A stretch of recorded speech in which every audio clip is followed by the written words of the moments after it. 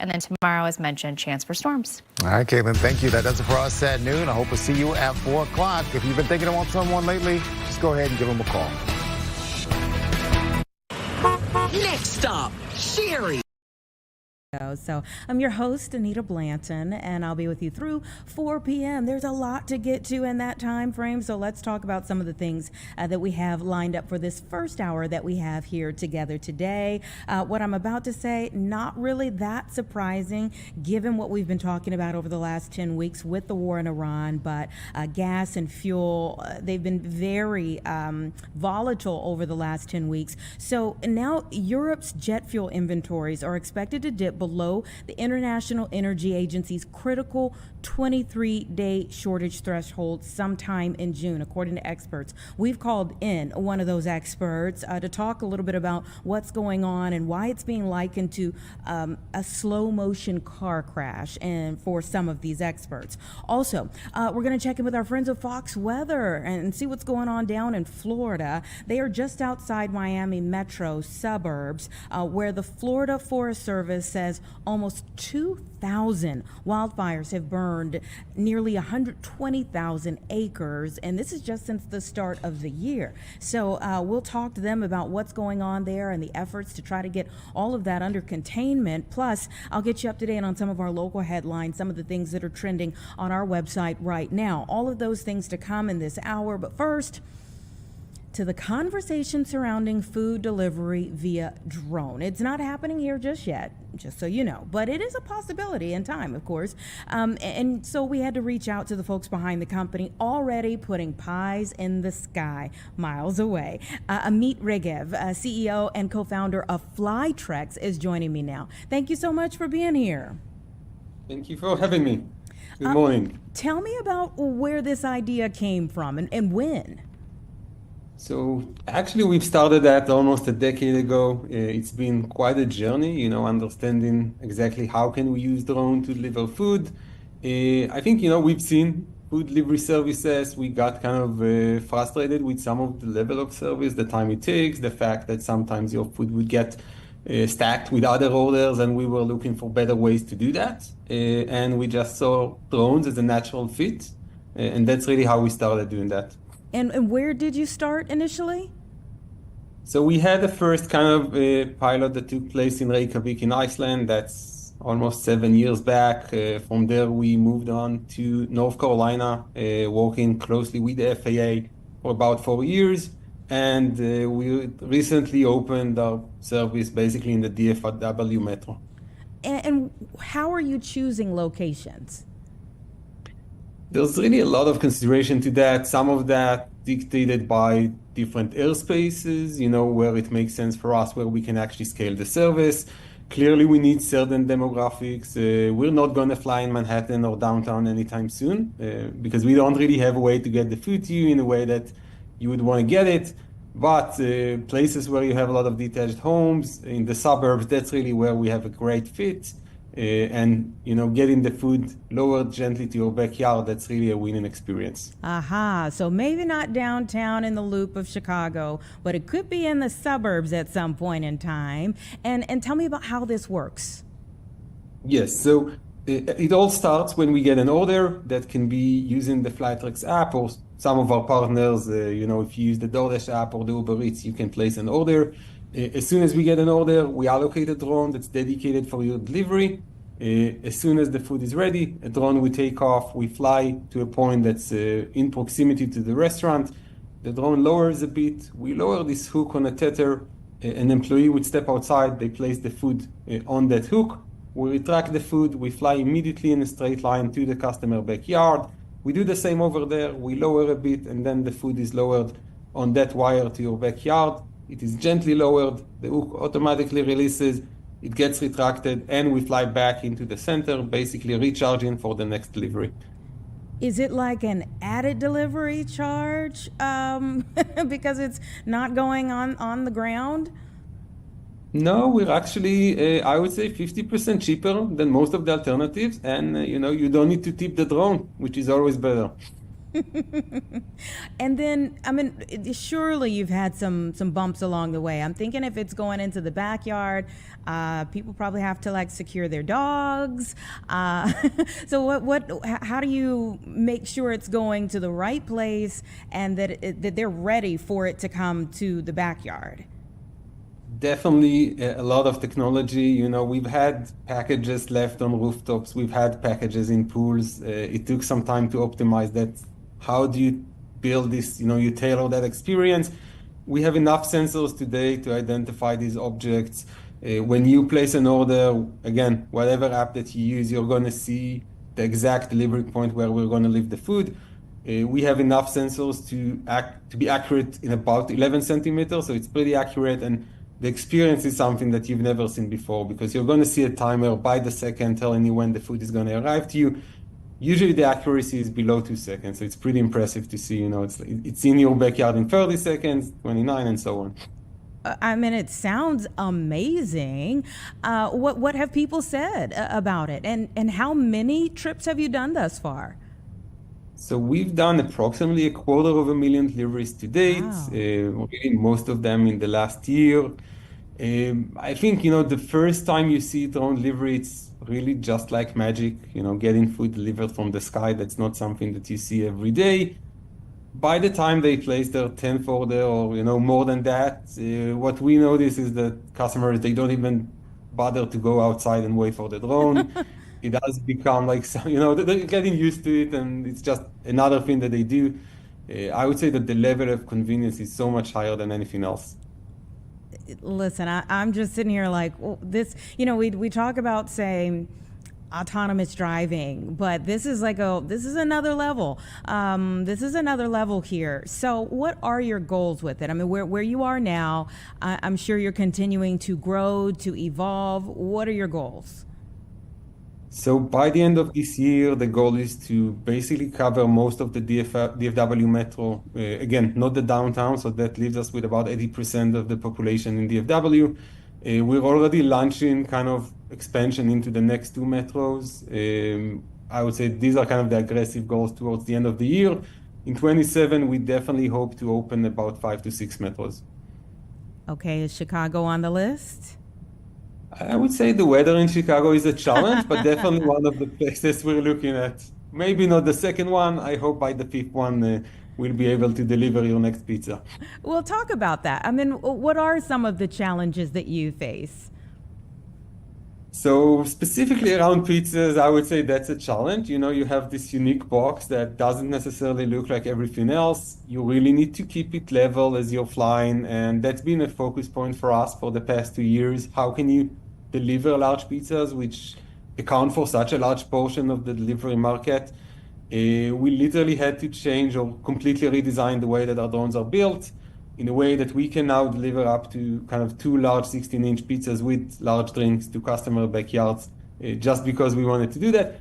On the other hand, how do you deliver cups of coffee without spilling them out? These are a lot of challenges, you know, getting that right and getting everything hot and everything that should be cold, the ice cream is cold, and so on. Yeah, so are pizzas the only thing that your company is delivering right now? No, we're delivering everything from burgers to sushis to coffee and pizzas as well. Oh my goodness. All right, are there some other types of items? I know there was a conversation at one point in time about like prescription drugs being delivered via drone to people, especially if they're in like rural areas that may not have a hospital or a pharmacy nearby, that could be a huge help to people. Have you all gotten into that market? Have you thought about that market, or what are some other markets you're hoping to get into? So I would definitely say these are markets we would be considering expanding into the, you know, in the future. We're not doing that today. We're very much focused on the food, where, you know, the urgency is very clear to the customer.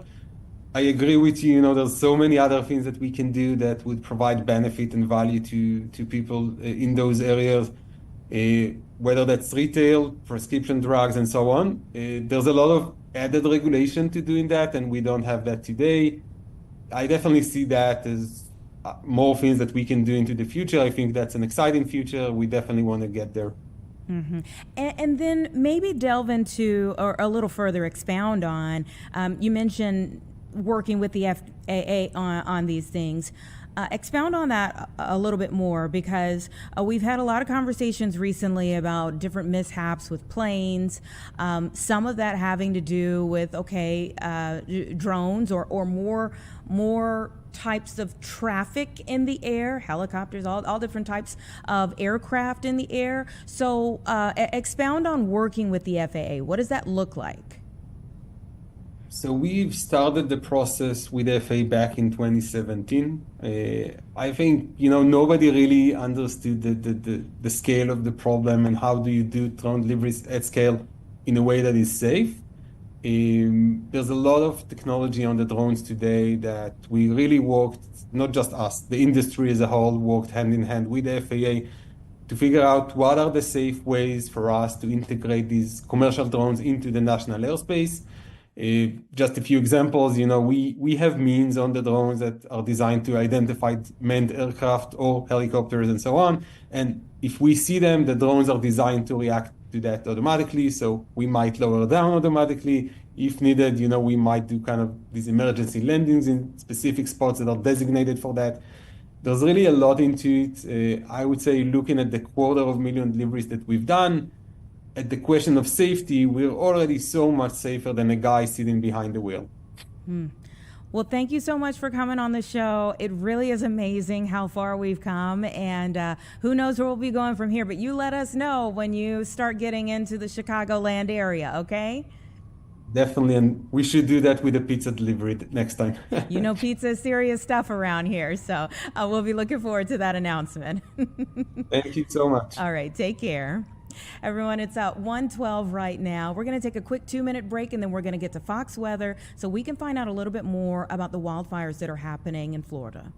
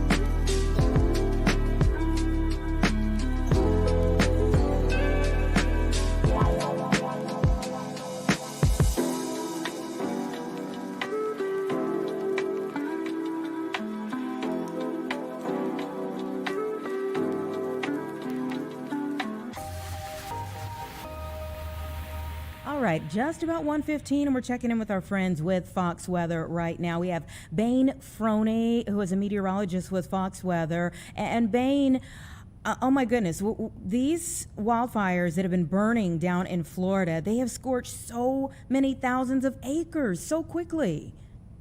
It happened so fast, honestly. I mean, this really started to bubble up yesterday.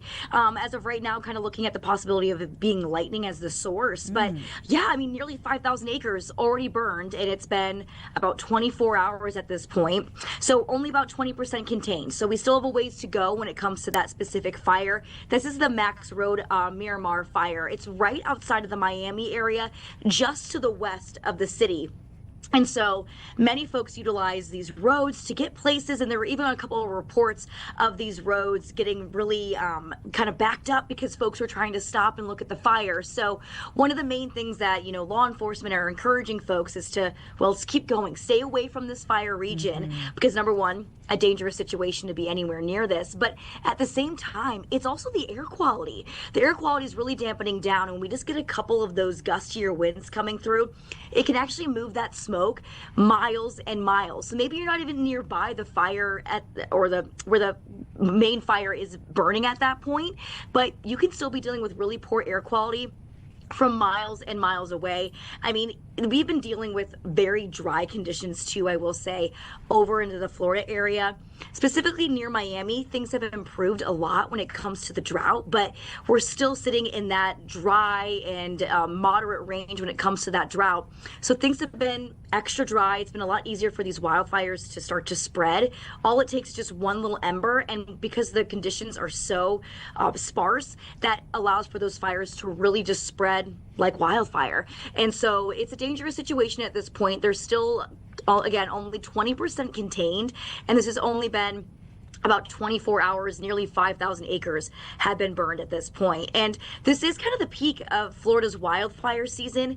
And I will say, too, especially from this past summer, where we didn't get, really any landfalling hurricanes at all over into the Florida area, which is a good thing. We don't want those, but that does really help them out during the year when it comes to the amount of rainfall totals for the entirety of the year. It keeps everything kind of a lot more moist. It keeps things a lot more safer when it comes to these wildfire seasons. But because we didn't really have that, it's been incredibly dry. So the good news is there is rain on the way. It'll be beneficial for these wildfires. It'll help out those that are trying to fight the fire at this point. We're expecting some rain moving into the Miami area Wednesday and into our Thursday. But I mean, it's Monday right now. Tuesday looks mostly dry into southern Florida. So it's going to be a ways to go until we can actually start to see some more of this improvement and actually getting Mother Nature to help out when it comes to this wildfire situation. So again, that's just on the outside of Miami. And I will mention this too. We were dealing with those Georgia wildfires just a few weeks ago. They're still burning at this point, but they're a lot more contained. And the rain did help that has moved through over the past couple of days for them too in the past week or so. So rain does help out, but we desperately need more of the rain just because of how dry it's been over into parts of Florida. So we're keeping it very close on the forecast here at Fox Weather, especially for southern Florida. But I mean, this is a dangerous situation, and we are expecting to start to see more of these wildfires bubbling up just because of the drought conditions. But also, this is the time of year that we usually start to see those wildfires taking off throughout the state of Florida. Yeah, when you talked about the backups that can happen on the road, are they actually doing evacuations? So at this point, they're mostly just asking people to stay away. So there was one main road that people are utilizing that's right by where that fire is. And so at that point, that has been closed. As of right now, just kind of keeping away from that region. I don't believe there have been evacuations ordered yet, but there have been folks that are saying, be prepared. Get ready for that if that does come to it. So trying to keep it as contained as possible. But I mean, the fact that it's burned so much in 24 hours is pretty concerning. Mm-hmm. And when you mentioned lightning possibly being the cause here, what were the storms like? And did they not help at all? That's the thing. In Florida, we can get these storms bubbling up so quickly and they disappear just as fast. Now, we do have a lot of available moisture in the atmosphere for right now, which is a good thing. When we have a lot of moisture, it allows for that energy to kind of tap into it, and we can get some decent rain rates. But that can also cause some problems when it comes to flooding, obviously because of intense rain all at once, and also because the ground is just so dry that sometimes it can't soak it up and it doesn't always help. But in a situation like this, where we see maybe a storm bubbling up, and if it was the possibility of lightning that started this, it doesn't necessarily mean that the storm had a lot of moisture to work with. It could have just been one lightning strike, and then the storm could have moved out of that area, and then it can't really help putting out that fire at all. So it just takes one strike for it to cause some serious problems, a dangerous situation like we just are seeing right now in Florida. But, the good news is, like I mentioned, rain's on the way. Mostly looking into our Wednesday and Thursday, but that kind of remains the question of how much rain will it be? How contained will the fire be at this point? It'll help, but it can't completely put out the wildfire at this point. And with it being Florida's wildfire season, can you compare this to like the last wildfire season around this time? Where were you all in the year? How was it compared to what we're seeing now? What is this setting you all up for compared to that?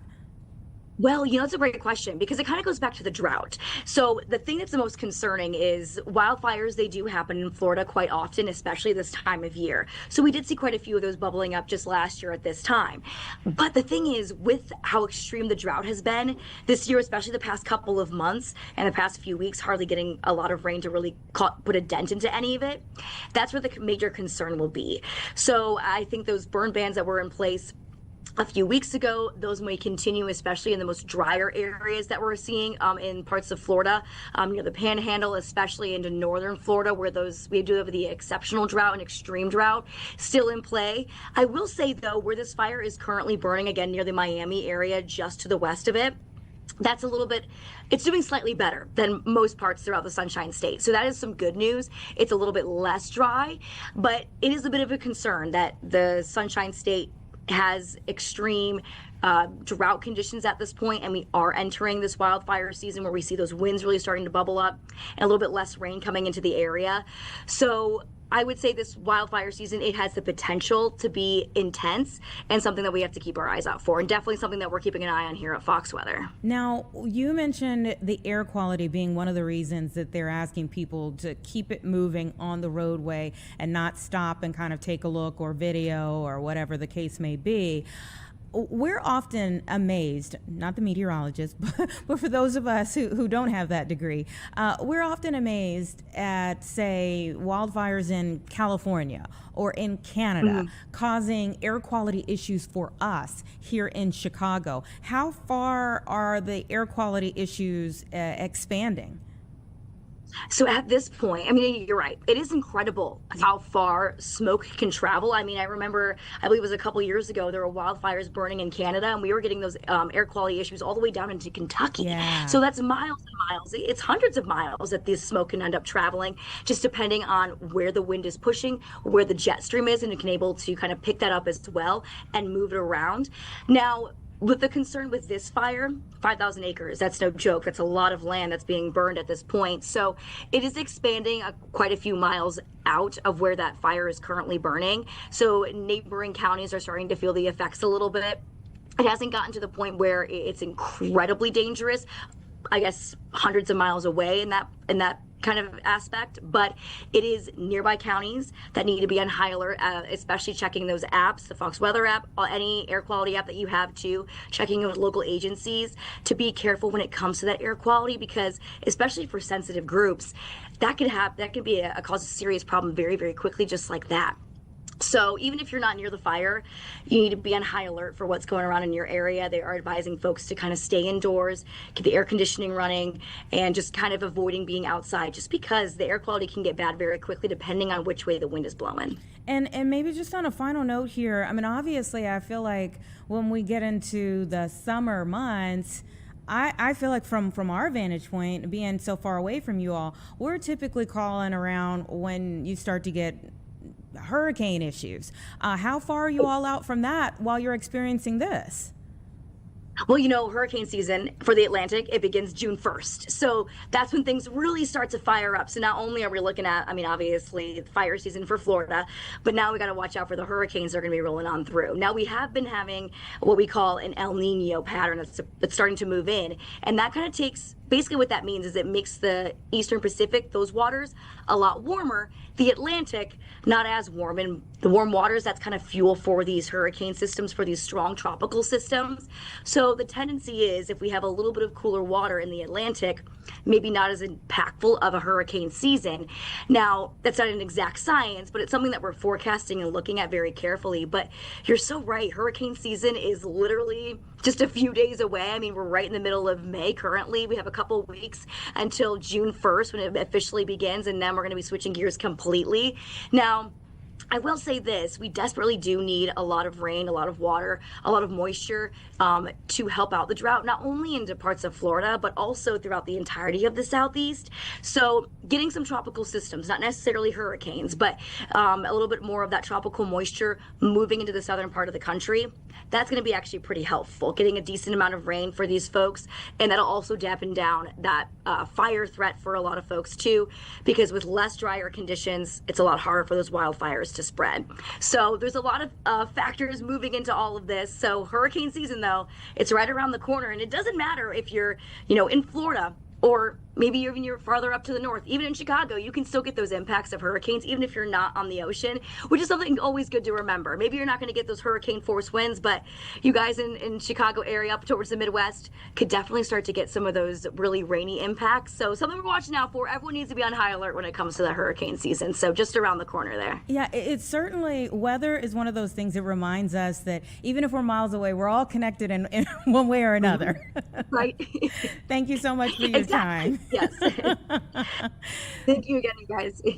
Take care, Bane. Great speaking with you today. I hope that they'll be all right. I mean, it's pretty wild. And again, often when you have like prolonged weather types of events, and this wildfire season would kind of be wrapped into that people get fatigued, and yet we are just like a couple of weeks away from hurricane season starting up for them. So this is no time to be fatigued, even though they're going through a pretty tough situation right now. Hopefully everyone will be all right, and we'll definitely have to monitor the air quality issues, because that has been wild when we've had wildfires in other parts of the country, and then you start to see some type of stream that then causes air quality issues even for us in this area. So we'll watch it all, and we're so glad that our friends at Fox Weather are staying on top of it. Even last week, if you think about the times that we talked with our friends at Fox Weather last week, there was Robert Ray in Colorado with snow, and then we're talking about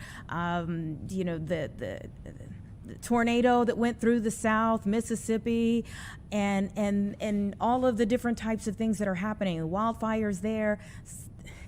It's a lot to monitor, so we're glad whenever we can call on Fox Weather to get us in the know about what's happening miles away. All right, it's 1:27. We're going to take a quick break. Give us 2 minutes, and we're going to be back with our conversation about a jet fuel shortage and where we stand with that right now.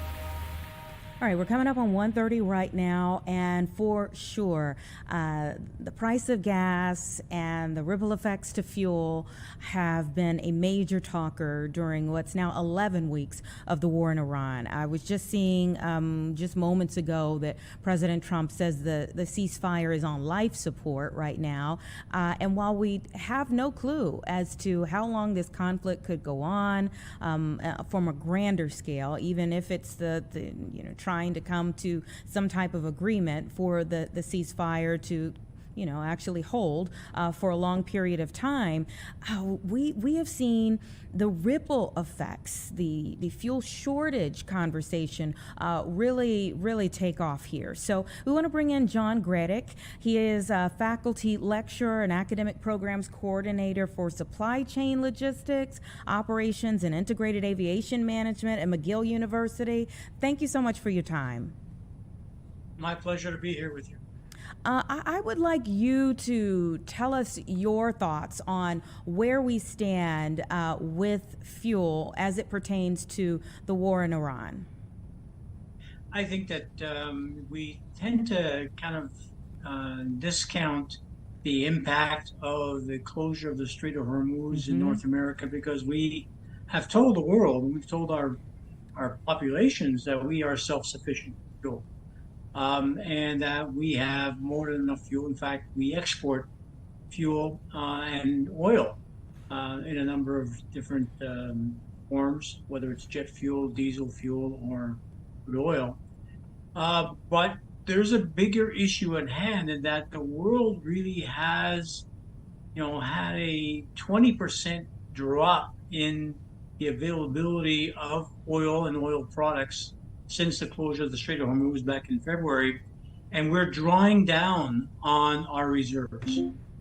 We've prided ourselves over the years as that we have hundreds of millions of barrels and up to 1 billion barrels of oil that we have on our reserve.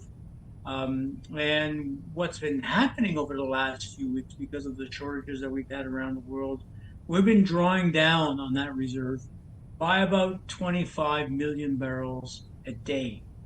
And so we're not experiencing a shortage of fuel at this point in time.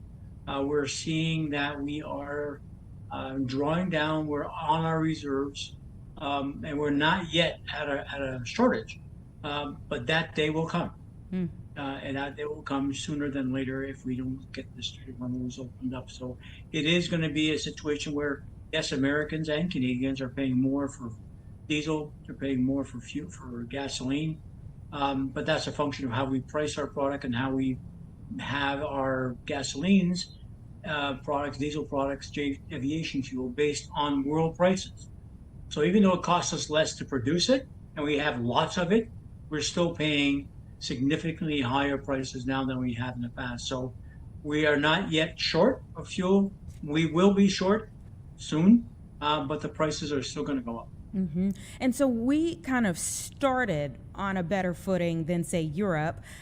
Europe now says their jet fuel inventories are expected to dip below the International Energy Agency's critical 23-day shortage threshold sometime in June.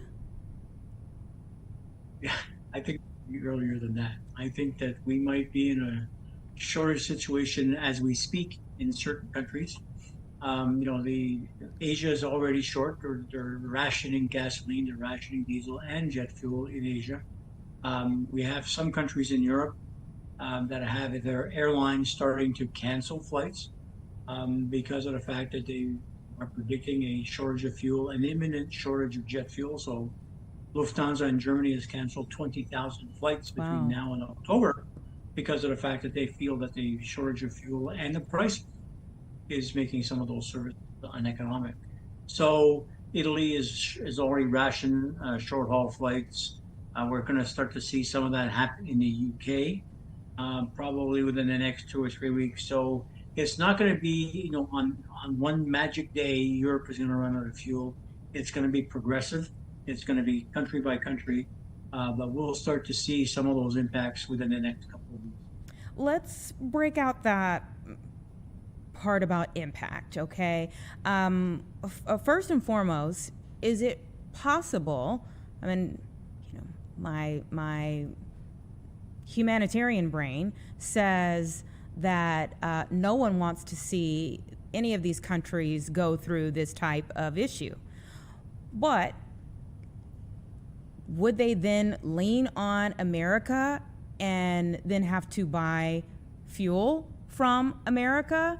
Well, could America then become enriched off of this type of situation in a way? Yeah, it's happened already. I think the U.S. has been shipping somewhere close to 200,000 barrels a day of aviation fuel to Europe. And normally the U.S. doesn't export any aviation fuel. So there is an opportunity for America to, in fact, take some of its supposedly excess production and ship it and make some money out of it. So, and the fact that price of oil right now is $105 a barrel. Who's making money on it? Somebody's making money in the U.S. Our friends in Texas are very, very happy at $105 U.S. when it was only $50 a few months ago. Wow. So, the U.S. oil companies are not complaining about this $105 a barrel price. Canadian producers are in the same ballpark. We're all very happy with this price. Now, the consumer is the one that's paying the price at $4.50 U.S. a gallon for diesel. So, yeah, it's really the consumer in the U.S. is really picking up the slack, as we say, of the Strait of Hormuz being shut down because the world price of oil has skyrocketed. And but there are producers in the U.S., producers in Canada, producers in the number of countries around the world that are net exporters of fuel, that they're taking advantage of this situation. So we, from a purely economic perspective, America is coming out, industrial America is coming out ahead. Consumer America, not so great because it's affecting your disposable income. But then I even think about, you mentioned diesel. Well, farmers that are struggling with this, or trucking companies that are having to pay way more just to transport goods from one place to another, which of course hits us in a million other ways. Right. So, and it's not just fuel oil. Plastics. Where does plastic come from? Plastics come from oil. Where does pharmaceuticals? Where does fertilizer come from?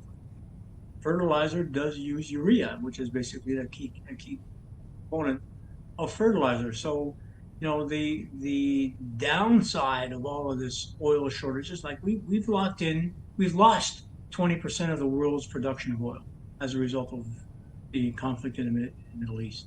20%. That is not insignificant. That's a significant amount of production. We were consuming 95 million barrels of oil a day as a planet. 95 million. We now lost 25 million of that. Gone. Now we're having to survive same level of production, same level of producing products on 70 million barrels a day. Something's got to give. And that giving is taking place in fuel shortages. It's taking place in plastics now being, having a problem. We're now seeing diesel, is being, priced out of the marketplace, gasoline being priced out. So, it is a significant hit to our overall economy. And yeah, you're going to start seeing stuff not show up on store shelves. You're going to start seeing fewer vegetables, fewer fruits show up because it's going to get much more expensive to move that stuff by truck.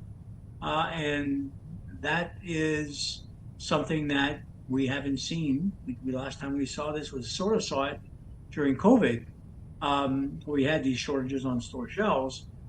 This is very reminiscent of that. We're going to go through the same shortage situation. We're going to go through everybody complaining about the supply chain being broken. But this is a slow-moving breakage of the supply chain. Yeah, Been in this for 11 weeks. 11 weeks, and we're still not really ready to pull the panic button just yet. I think one expert said, you said a slow-moving breakage of the supply chain. One expert said a slow-motion car crash. Yeah, I call it a slow-moving tsunami. Yeah, it's a big one. It's going to get hit. We're going to get hit, and the question is going to be, and right now, if the Strait of Hormuz opens tomorrow, and it's just pretend for a minute, opens tomorrow. Now we got 1,600 ships on either side of that Strait of Hormuz that have to start moving. Which ones to move first? Which ones move second? You got a massive traffic jam of stuff that has to move through that Hormuz, and it's only might put 3 or 4 ships at a time through there. So it's not you got traffic jam, the refineries, the processors that are out there in the Middle East. They've been attacked by missiles. They've been attacked by drones since February 27th. We have no idea what state of what their state is, and so they may take a long time to get back to production. So, to me, this tsunami, this car crash, is going to be 2 years. It's going to take us 2 years to get ourselves back to some semblance of normalcy. So, in the meantime, are we going to see the price of gas go back to $2? Not a chance. Not a chance. We're going to have store shelves empty? Yes, we are. And we're going to have aviation cancel flights. You're going to have carriers go bankrupt. What you saw with Spirit, welcome to the next round sometime in the next 2 or 3 weeks. So we're going to have a lot of disruption as a result, and there's nothing we can do about it. Right now, we are beyond the point of saying, well, we'll just hide our heads in the sand and the problem will go away. Oh, no, we're in the middle of it, and there's nothing we can do right at this point in time to fix it. So we just have to live with it and understand there's going to be some very severe pain across the economy. Wow, that was a significant statement. I mean, I feel like, everyone has watched and waited for some type of word, and the markets have been all over the place trying to, if the investors hear a positive word from President Trump, like, Iran really wants to make a deal. There's some positivity in the market. By Friday, we ended like right in the green, not by far, but at least in the green. Today, again, a mixture of things, but we're sitting at least in positive territory right now, almost right there, 70 points up, a little over 70 points up. But how long can we stay in this mode of volatility? As long as the administration wants to play the game. I think right now we're seeing a lot of statements coming out of Washington that are aimed at just the facts that you just mentioned. They're aimed at the markets, and those statements drive market. Now, how many? What's the validity of those statements, and how much of those statements really are going to be translated into positive news or negative news? Nobody knows. There's a lot of orchestration being done right now in terms of trying to influence the markets and trying to influence the markets based on statements coming out of the White House. So we've got to be very careful. This is something that we have to be cognizant that there is some political being made to drive market behavior. It may not be reflective of facts that may be going on in terms of the actual state of negotiation or the state of war in the Middle East. So we got to be really, really careful in terms of the credibility that we get coming out of these things, coming out of industry and coming out of the White House. Do you think we've seen the worst of this already, and that even if it's a long, slow climb, that there's a climb out of it versus it will get worse before it gets better? I got a funny feeling we're going to get another dip to go to. The dip will be, when we start, having another airline or two go bankrupt. We're going to have another, airlines will start cutting back flights because they haven't got aviation to carry on those flights. It'll start, the dip will be when you don't have, fresh fruit and fresh vegetables on your store shelves, and you're running around trying to find what you need as your basic staples. The farmers will be hit with, high cost of fertilizer, high cost of diesel. So we've got another little dip to go. Now, how long is this dip going to last? It could be 2 or 3 months. It could take us until July or August. I'm crossing my fingers and holding my breath that we somehow get some sanity in terms of trying to resolve what's going on the Strait of Hormuz and get that place back and running, because we can't afford to have too many days left having 20% of our global, oil supply stuck. We're very oil dependent. Fossil fuels have not disappeared, and fossil fuels drive everything that we do. From pharmaceuticals to transportation to plastics to the food that we eat on the table. And we've got to be very, very cognizant of that fact that we can't go long without having all of that fuel made available to us. So I think that's the game that we're playing. We're trying to figure out, how long do the politicians want to play this football that's going on back and forth, in terms of getting better, getting worse, getting better, getting worse. That is not good for the state of the economy. That is not good for production. That is not good for fossil. So we've got to somehow get to figure out, at a certain point in time, we've got to stop this. Well, I think we all would hope that it's sooner rather than later. Thank you so much for your time and for sharing your expertise. We appreciate it. My pleasure. Have yourself a great afternoon. All right. Take care. You too. Bye-bye. Okay. It's 1:45, everyone. Give us 2 minutes, and then we'll be back to give you some of the trending stories that are on our website.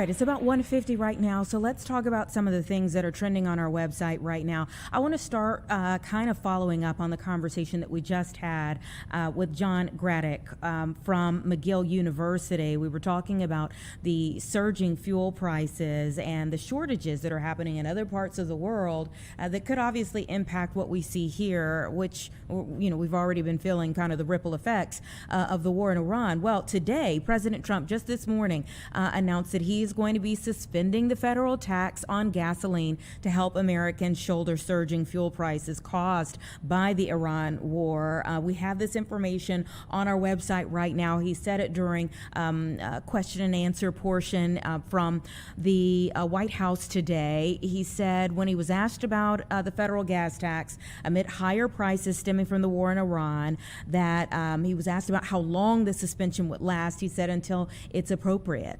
So no set timetable, but of course we don't have a set timetable on when the war in Iran is going to end, when the ceasefire will actually come, equal a firm agreement that is on the table moving forward. So gas prices are currently $1.50 higher per gallon than before the war began, now 11 weeks ago. But again, now President Trump says, yes, he will be suspending the federal gas tax. So we have that information on our website right now, as well as the information kind of about how we got to this point. What is a gas tax holiday? The gasoline tax by state even. You think about the fact if you're getting ready for maybe some summer travel, take a look at this on our website, the gasoline tax by state. We even have information from the Energy Secretary here about being open to all ideas and some of the things that Congress needs to approve in terms of a suspension going forward. So again, the president just made that announcement this morning during a question and answer session. Nothing is in stone just yet, but it's a framework. It's something to move forward with. And so we have that information on our website, fox32chicago.com, for you right now. We also have information, an article about a man charged after allegedly pointing a gun at a coworker at a Winnetka Country Club. I mean, it's a lot. A 22-year-old man, his name is Jacob Chung, allegedly pointed a gun at a coworker during an argument. This is at the Indian Hill Club in Winnetka, if you're familiar with that. It happened around 2 a.m. a couple of weeks ago, but we're just getting this information now. He left the scene, later stopped, arrested by Lake Zurich police, who found that loaded gun in his car, and he faces misdemeanor charges of aggravated assault, unlawful use of a weapon. He was also released after his initial court appearance, but all of that information is on our website along with his mugshot if you want to take a look at that. It's one of the things that's trending on our website right now, as well as a deadly shooting that happened at an after prom gathering. I mean, you talk about things that are heartbreaking. We've had a couple over the last several days here. This is the time of year when you would just hope that it's filled with excitement for young people. Graduations, prom, all of those things that kind of signal you're moving up in life, not that your life is being cut short. And so we've had a couple of stories in the last couple of days that have been truly heartbreaking. This is one of them, which I'm sure is why so many people have been clicking on it on our website. So again, it's out of Porter County in Indiana. 3 teens that were shot at this post-prom party. One juvenile was dead there and 2 others injured. Police say that the shooting was an isolated incident, that there's no ongoing threat here, but no arrests or a motive have been announced just yet. So again, you think about a post-prom party, there were a lot of people there. Somebody knows something.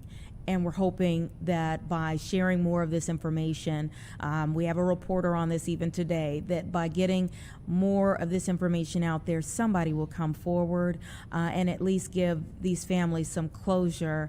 When your kid again is celebrating such a milestone in life as prom, you get all dressed up. You've probably been working up to that day, that night for months to put together the outfit, the hair, the transportation.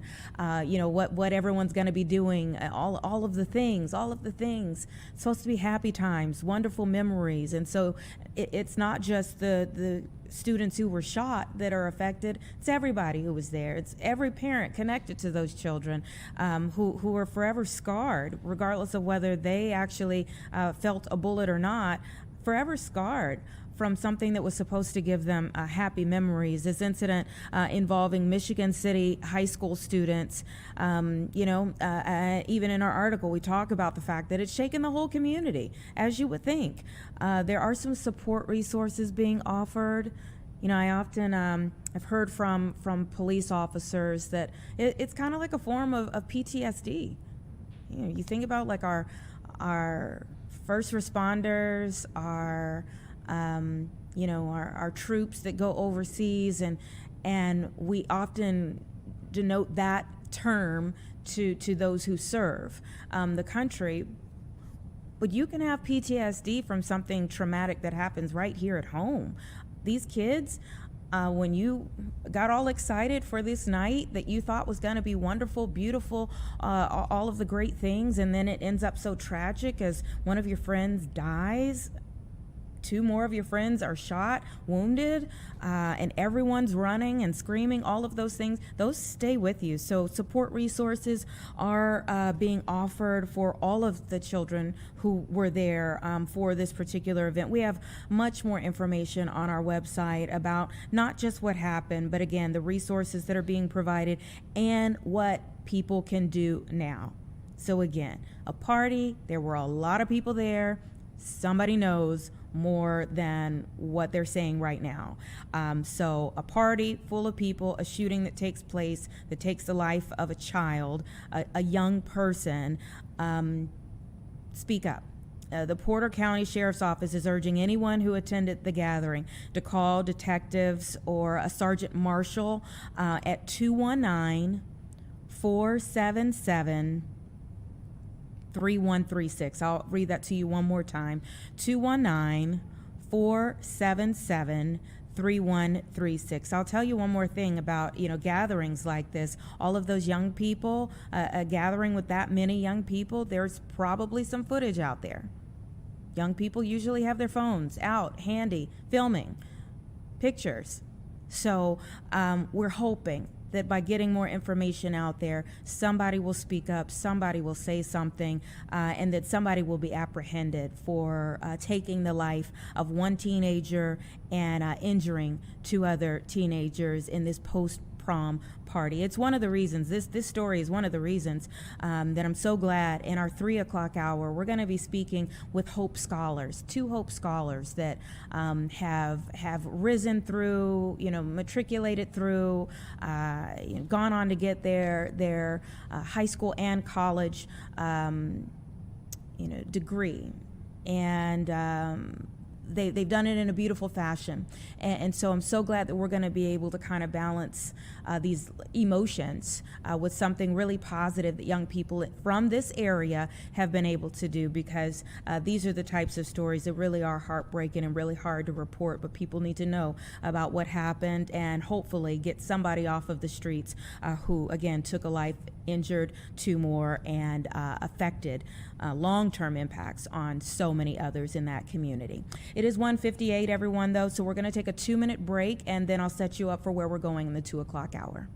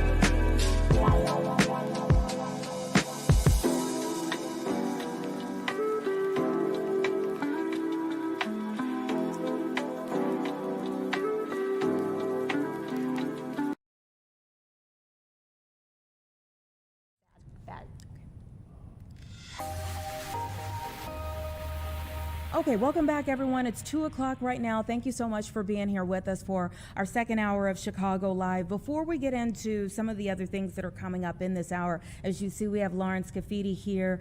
We want to get up to date on your story for today. Yeah, I actually just got off of Zoom for my story, interviewing this young mother's grandma. It was a really, really sad story. So there's this young woman named Crystal, and she was just shot and killed last week. So she was picking up her 16-year-old brother. She's 26. She was picking up her 16-year-old brother from school, like she always did. And after her brother got into the car, they were driving away, and their grandma says that two people on motorcycles came over and shot and killed Crystal.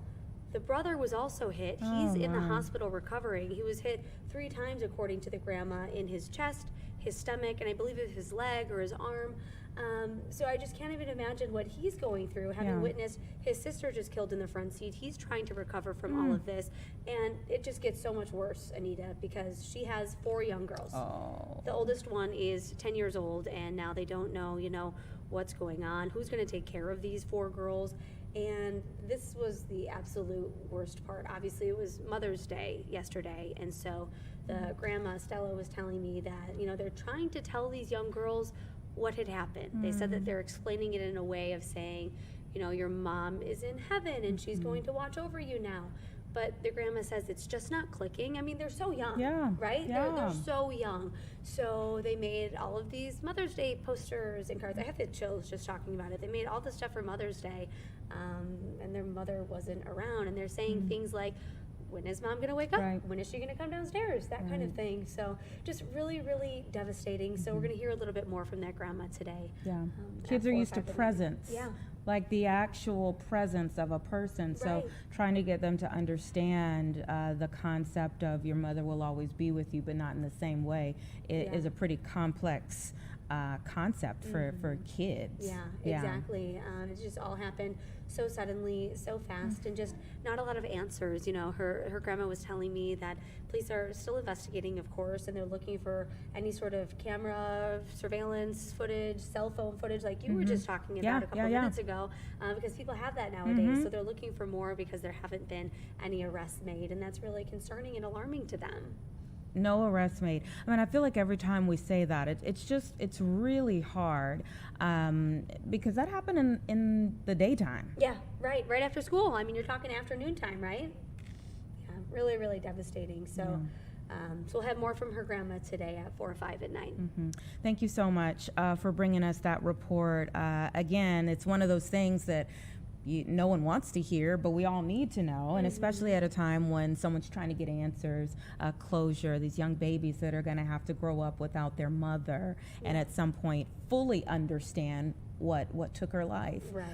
Very, very difficult, very sad, but thank you for doing your due diligence to bring us the story and speak to the family. I think it's always important too that a lot of times, like we'll hear about a shooting that happened, but to humanize what we're hearing, and this is a way of doing it. Yeah, and just to give you guys kind of like a behind the scenes look, making these phone calls as a reporter is the absolute worst part of my job. I hate calling these people and saying, hey, and I always frame it as saying, hey, I understand I'm a stranger and I'm so sorry to be reaching out right now, but I would love for the community to help remember Crystal in your words, not mine, because I didn't know her. I want the people to remember her from, the people who loved her the most. So it's tough. Yeah, very tough.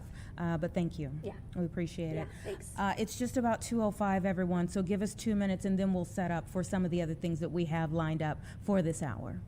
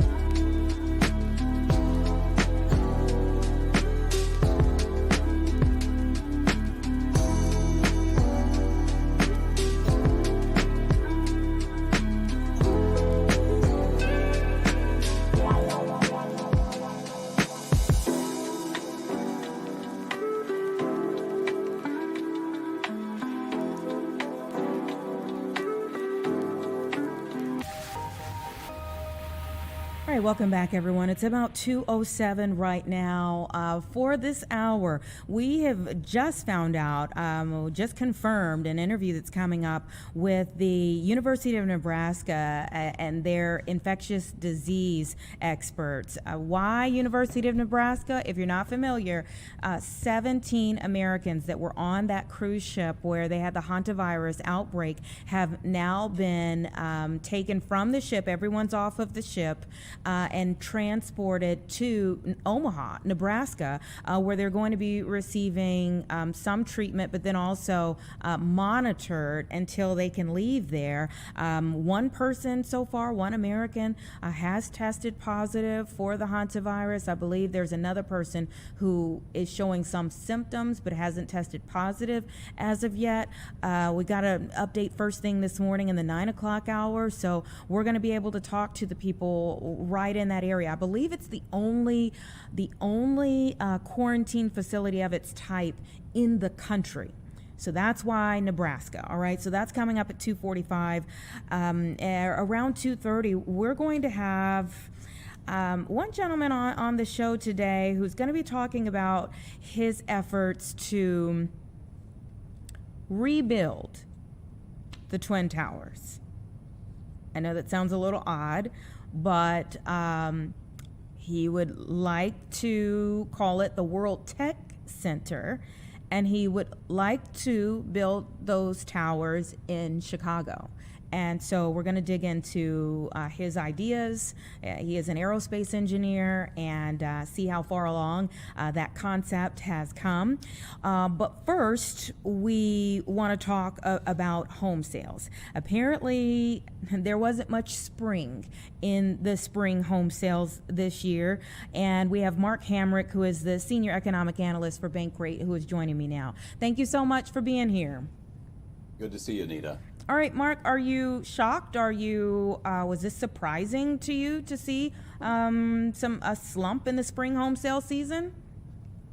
No, we've known that home sales have been rather slow, to say the least. That's been a condition for many months now. And the market was really dealt kind of a stomach punch with the Iran war, the reason being that the actual inflation and inflation fears that are resulting from this conflict that has created a maritime traffic jam and gummed up the supply of oil, jet fuel, diesel fuel, and so many other things has led to a spark of inflation at a time when Americans are already very weary of elevated prices and inflation persisting. And so as we got into March, we saw that mortgage rates started to rise. The National Association of Realtors, which reported on existing home sales today, downgraded their annual sales outlook for an increase of only 4%. It had been a national increase of 14% when mortgage rates were lower.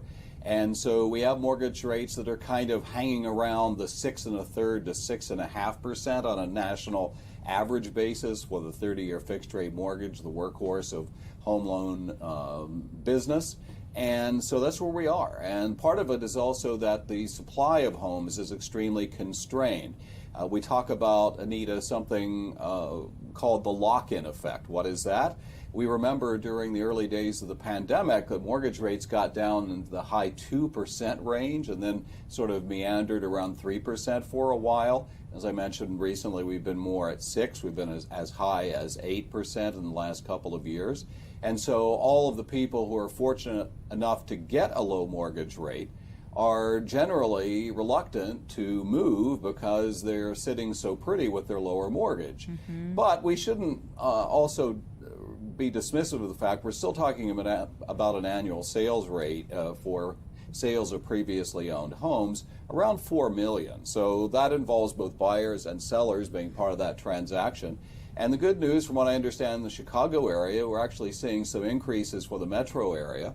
And I think one of the positive signs that we're seeing in this data today is that sales among regions, the Midwest was leading the way. Midwest sales were the one area where we see a month-over-month increase, and I think it's because the Midwest home prices are seen as a relative bargain. I grew up in Kansas myself, and I wouldn't be able to talk my wife into moving back to the small town that I grew up in, but we could get a house there for a song, but I guess I would only need to have space for myself if that were the case. It might be a lonely song.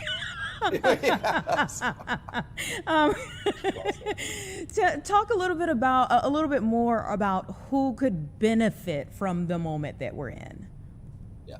Well, first of all, the people that are benefiting are those who currently own homes, because the April median sales price, meaning what is a kind of average for the sale price that occurred during the month of April, well, that was a record for the month. So that's gone up to nearly 418,000. I know there's a lot of areas of the country where people say, I wish I could get a home for $418,000, but that's the national average. And so the people who are sitting pretty are those who have had this continuous increase in the price of their home, because essentially that's, value on paper that at some point they will be able to sell for, if not better. And so equity in the home, it turns out to be the primary path toward wealth creation in this country, for better and for worse.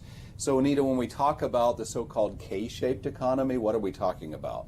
We're talking about an economy where people who own assets, like a home, who have investments that are facing the stock market, whether it's mutual funds, exchange-traded funds, or actual equities, those people continue to do very well. And those who don't possess those kind of assets, well, they're the ones who are struggling, and particularly in an environment where inflation is flaring. There is about 10% of the American public which, cannot pay an expense of $400 or more at any given time because they don't have money in the bank. So we need to think about how those people are faring right now as well, not just those who are benefiting from what's happening. Wow. So it seems like if someone is just starting out in life and just wanting to get in, what would be your advice? Let's ask that. What would be your advice? Well, I would say steady and slow wins the race. And by focusing on your goal, and the number one thing that's associated with attaining the American dream, our Bankrate surveys have persistently shown this, it's home ownership. We could argue about the pros and cons of that, but that's just what the surveys show. And so among the reasons people like that is the certainty of a monthly mortgage payment. Now, at the same time, one of the frustrations people are having is their home insurance costs are continuing to rise, their property tax bills are continuing to rise. So you really have to think about the three components that are part of your monthly payment. The principal and interest is just one of those. The insurance and the property taxes are the other, that typically is going into an escrow account that the mortgage servicer sort of takes care of for you. Listen, there are great bargains to be found in communities across the country. I can tell you people in Los Angeles, the San Francisco Bay Area, the New York City area would love to be able to get the same kind of home prices that might be found in the Chicagoland area. You are correct. We've had some folks that have come into the station from LA and they're like, oh, it's cheap here. And all of us are like, say what? No, that doesn't compute for us, so we don't see it that way. But you're right, it's all about perspective, and certainly for California, it's a much different situation. So, where do you see this going? We're looking at spring, but now we're going into the summer season. Where do you see this going? Well, unfortunately, the inflation dynamic, which has sort of defined these past several months, is very much going to remain in place. And each day we talk about the fact that the war is no closer to being resolved, and with that, neither is the traffic jam in the Strait of Hormuz, which is leading to this rising tide of inflation. That's going to have its impact in so many ways, and people probably think absolutely least or last about mortgage rates, but that is one of them. And so I don't see much resolution of this in the near term, but I think it's important to note that one of my former colleagues used a great saying. It said, people don't get married because wedding dresses go on sale. There's going to be 4 million home sales this year. that are going to occur essentially, I'm not going to say no matter what, but if sort of current trends continue. And that's just for sales of previously owned homes. The other part is that we highlighted over the past week or so that new home sales are actually rising. And part of the reason for that is, who do you buy a new home from? From a builder, not a homeowner per se. And builders have tools they can put to work. First of all, those homes by and large are less expensive than what the existing home sale stock is. So you're getting in at a better price point, and those builders can help you with money at closing. They can help you to perhaps buy down your mortgage rate, which means just simply to pay a little more up front but get a lower rate in the long term to keep your monthly payments lower. So I would look at new homes. I would look at, the bargain communities all around the country. And of course, the suburbs, whereas many urban areas, it's a mixed bag, of course, but many urban areas which had drawn into favor going into the pandemic had become sort of the hot tickets, where people didn't need to own an automobile or wanted to be in an area where, it's kind of a lot of things going on in a positive way. And when you draw that comparison between a builder selling a home versus the homeowners, what should homeowners that are in need of selling their homes be considering right now? Well, first of all, you need to have some professional advice, and that's what realtors are all about. And it's not just every realtor, it's find a good one if you don't already know a good one. And one of the jobs that a realtor has, essentially, is to make sure that they give you advice as a prospective seller as to what the price should be, because there's nothing worse than overpricing a home and then have to cut the price, and then it starts to look like damaged goods. That alone has a negative impact.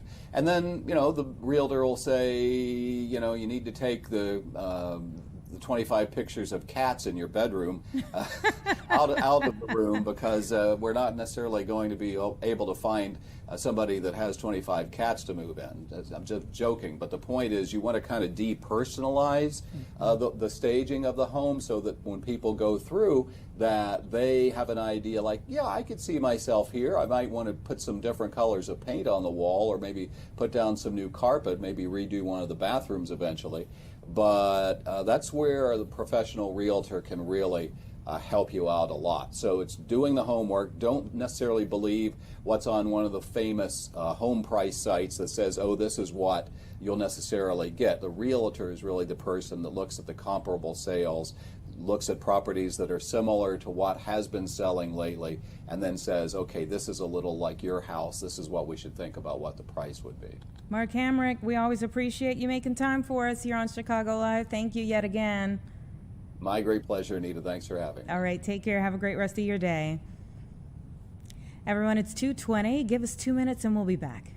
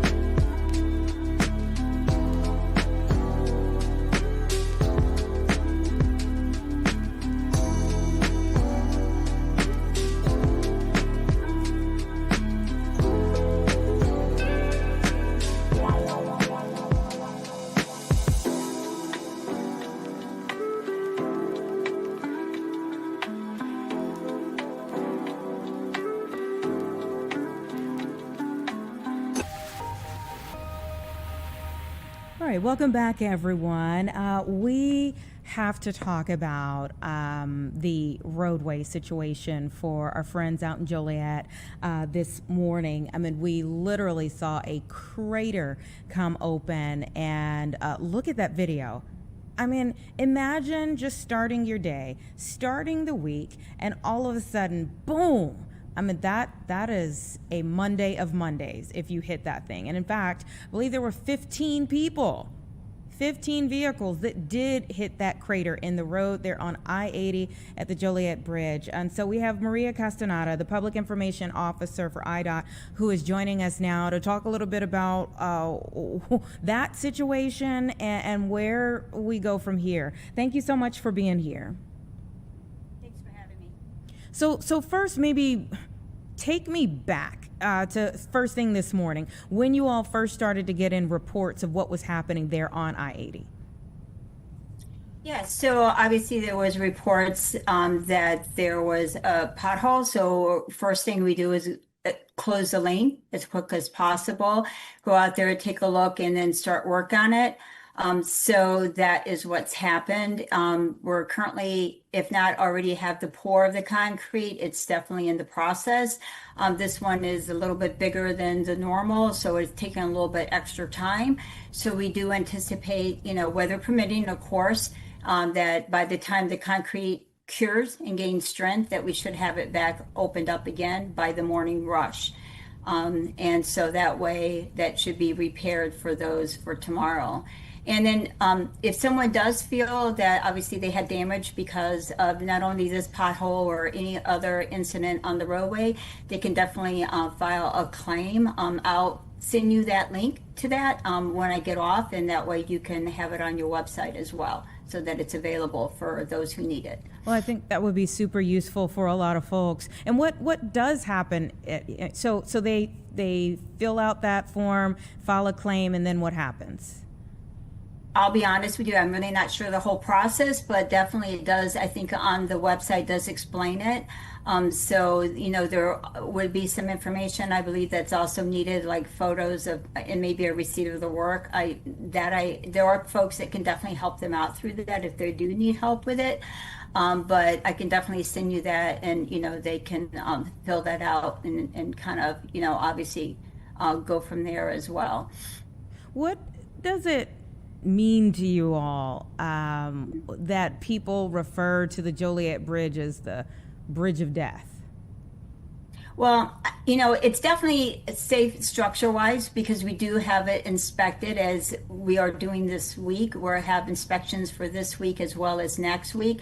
But clearly the bridges are going to be replaced as part of the overall, I-80 improvement project. This definitely does show that it does need to be replaced so that we're not having these emergency repairs. That's something that we definitely do not want. We do want to have the bridge replaced. And we are looking at part of this whole overall I-80 project that those bridges will be replaced starting at later this spring. And just for traffic-wise, so folks know, I think it's currently 3 lanes over the bridge. We're going to have it down to 2 lanes over the bridge during especially the peak hours. Again, bearing any emergency, situations like that happened this morning. There could be some overnight closures as well. But what they're doing is they're rebuilding the new bridges just north of where the current existing bridges are.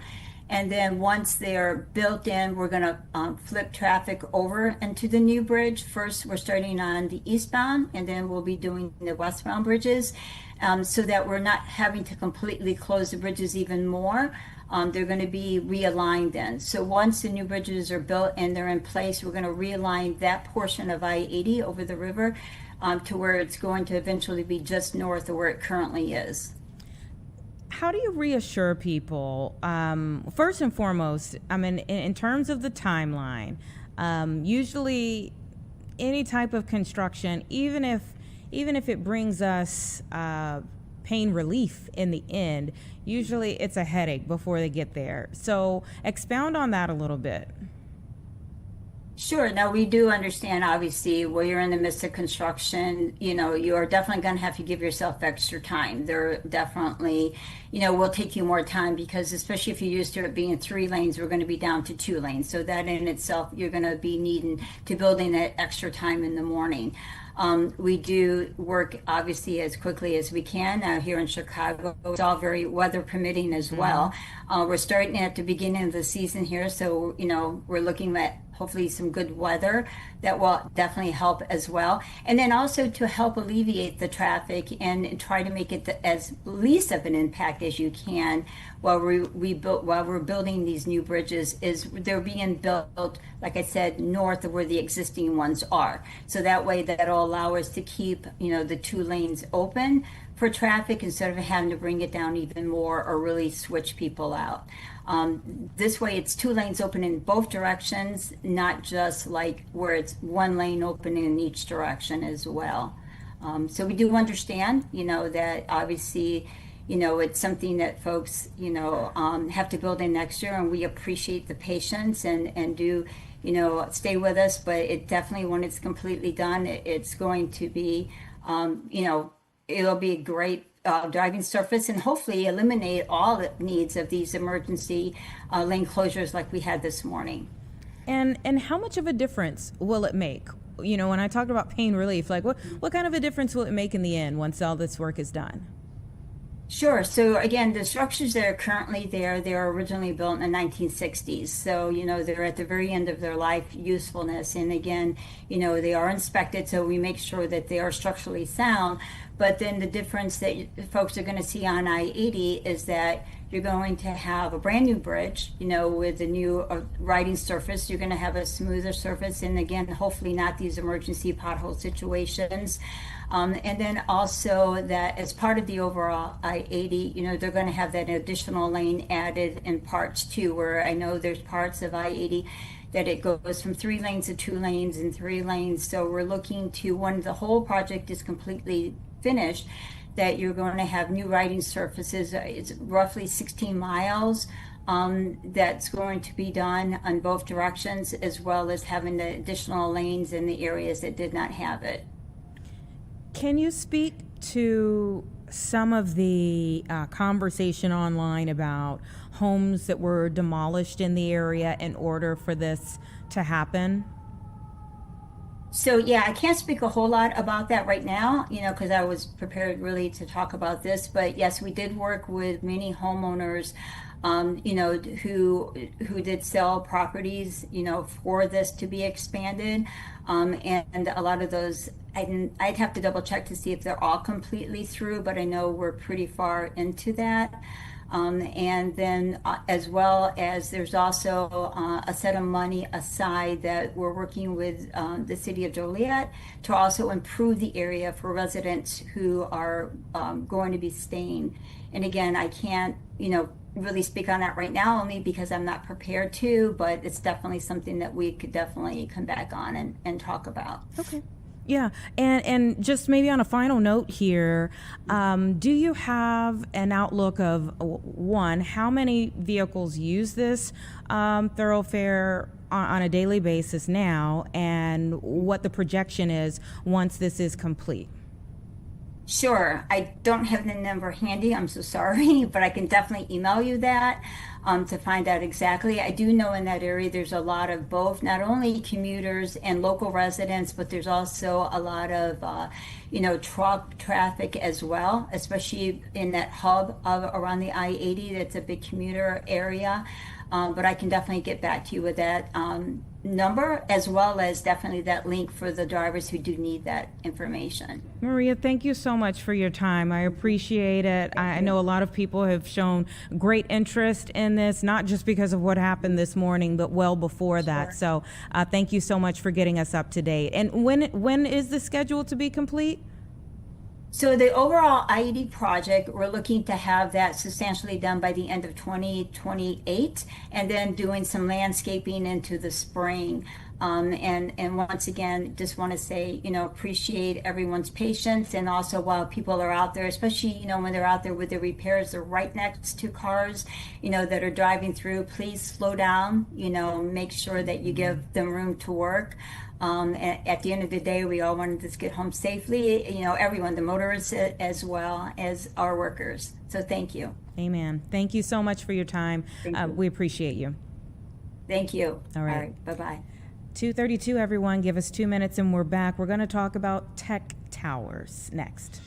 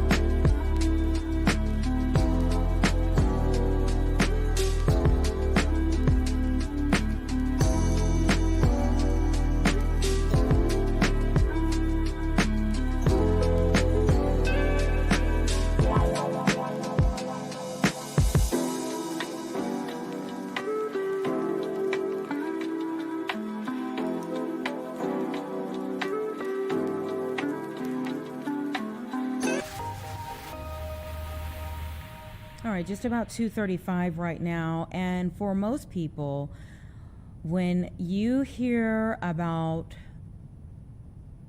the World Trade Center's Twin Towers, it takes your mind back to an awful place. I mean, you couldn't even skip over September 11th, 2001, to think back to when they were maybe a beautiful addition to the skyline in New York, because September 11th, 2001 was such a turning point for the United States, for the world. And so given that that's kind of what's in our minds now when we hear about Twin Towers, you could call it a long shot here for one man, but he wants to bring back the Twin Towers, but put them in Chicago and turn them into data centers. And we have the UK-based aerospace engineer behind this, Raphael Chrysler. Thank you so much for your time. Thank you for having me. Tell me a little bit about this idea, where it comes from and what would come from it. The World Technology Center is a visionary proposal for a massive hub for scientific research, technological development, and education. Essentially a vertical national laboratory with the addition of a variety of public amenities rather than traditional office space. A vertical national laboratory. Laboratory. Yeah. That's right. It is how you frame it. Why not one tower? I mean, again, given just the connotation, what people's minds go back to, why Twin Towers? Our main architectural statement is a modern interpretation of the original Twin Towers, but reimagined in a contemporary context focused on STEM, innovation, and education rather than offices. Now, there are symbolic elements to it. Science and technology, two fields, two towers. When combined, they form the lifeblood of civilization. Now, I just want to be clear, from the very beginning, the project has been approached thoughtfully and respectfully. And since the 2000s, there have been many public discussions, proposals, and initiatives exploring how these once iconic architectural forms could evolve and take on new meaning and new form for future generations. And we are currently producing a comprehensive contextual report and documentary scheduled for publication on July 1st. So the Tech Center, why Chicago? The city does have a notable history that can be somewhat underrated. Now, one reason is the birthplace of the skyscraper. And another example, compared to New York, there is available land at a cheaper price for an urban campus on this scale. It's about 35 acres. And thirdly, there is a growing market for tech firms in the area, for example, quantum computing. Now, these provide an economic incentive for this proposal that would enhance the city's competition. So when you speak of the acreage and quantum computing, are you thinking of putting these in your conceptual vision of this near the new quantum computing center? No, it will not be in the old steel mill area. This will be towards the downtown region, about, I say about 900 yards south of the Willis Sears Tower. And the campus will be much more than just office space. Like I said before, it would have research laboratories and workshops that cater to a wide variety of disciplines, educational facilities for students and apprenticeships, exhibition areas, a shopping mall, an outdoor plaza, an observation deck, and plenty of nature inside and out. And our motto is bringing STEM together, and that's our goal in creating a welcoming environment where innovation and talent is something people can experience directly. So what types of conversations have you had with Chicago officials? Who have you talked to in the city of Chicago as you have been mulling this over or moving this forward? I had a business trip there last December. I've conversed with the relevant city planning aldermen.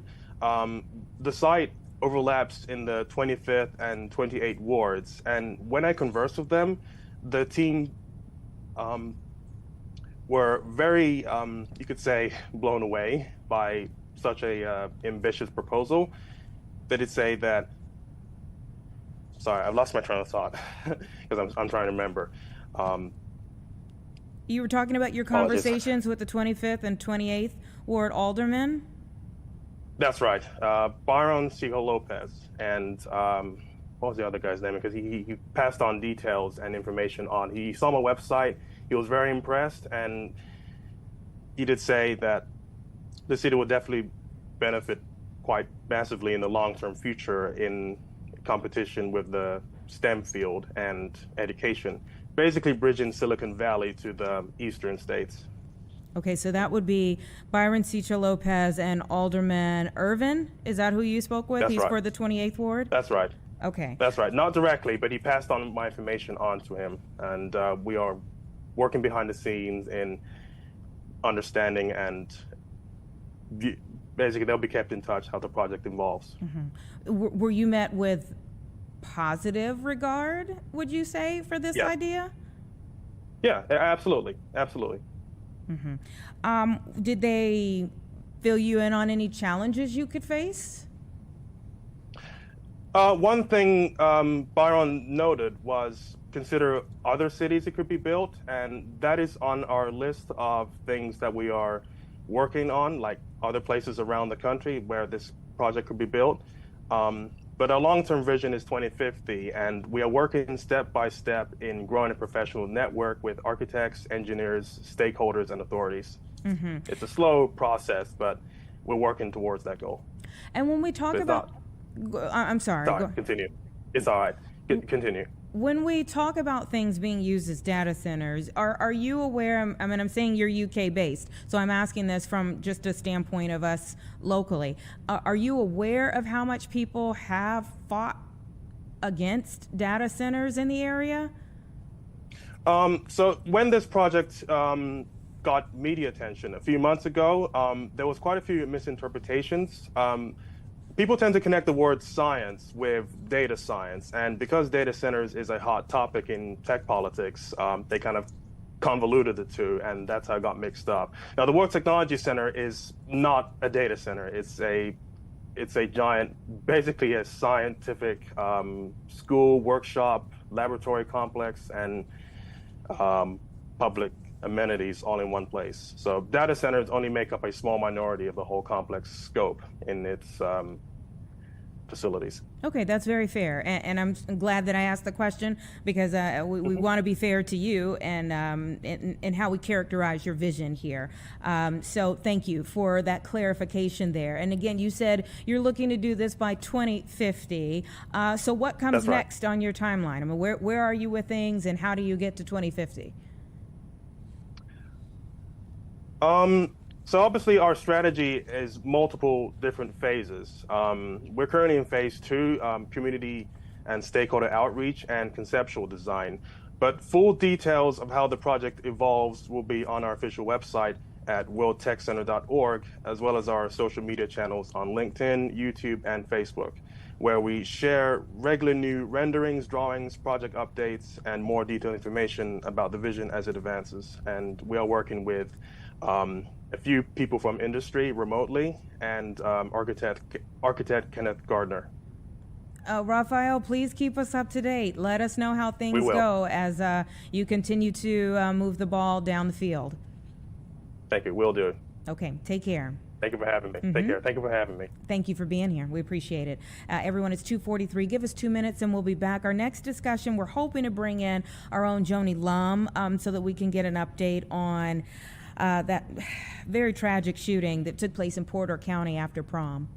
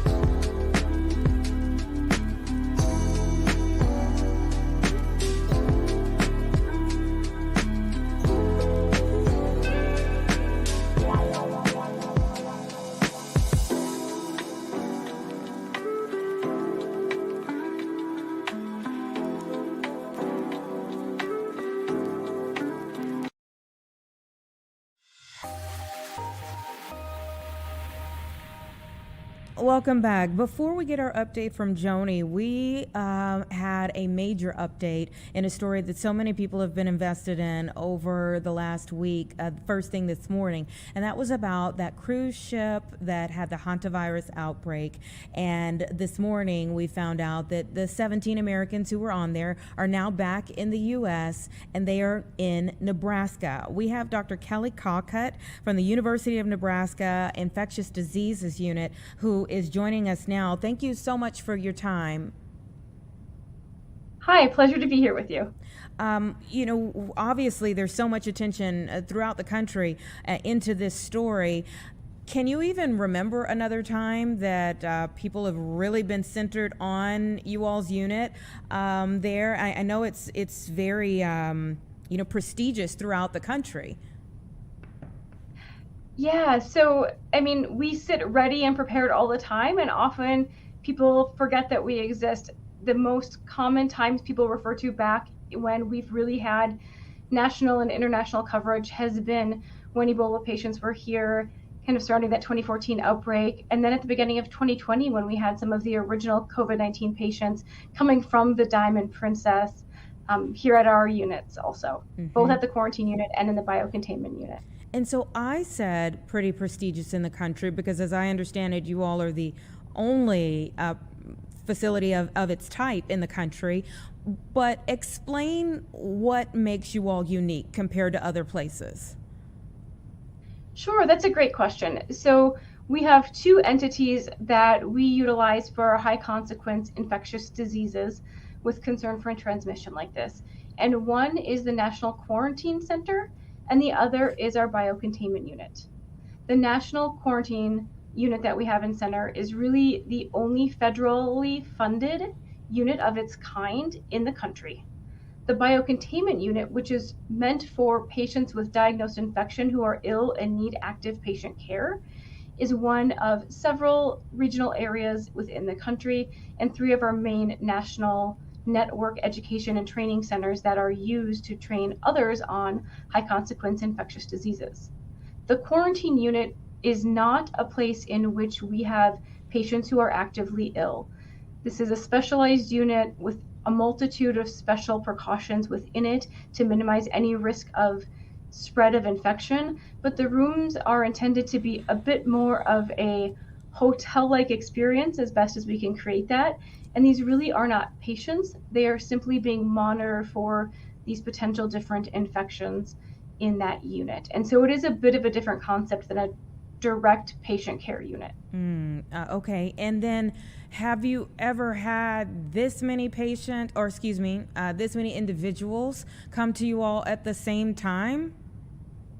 The last time we would have had a similar number of patients would have been early in the COVID-19 pandemic when we had patients that were repatriated from the Diamond Princess, and we had a similar number of patients in the quarantine unit, which can hold up to 20 individual patients at a given time.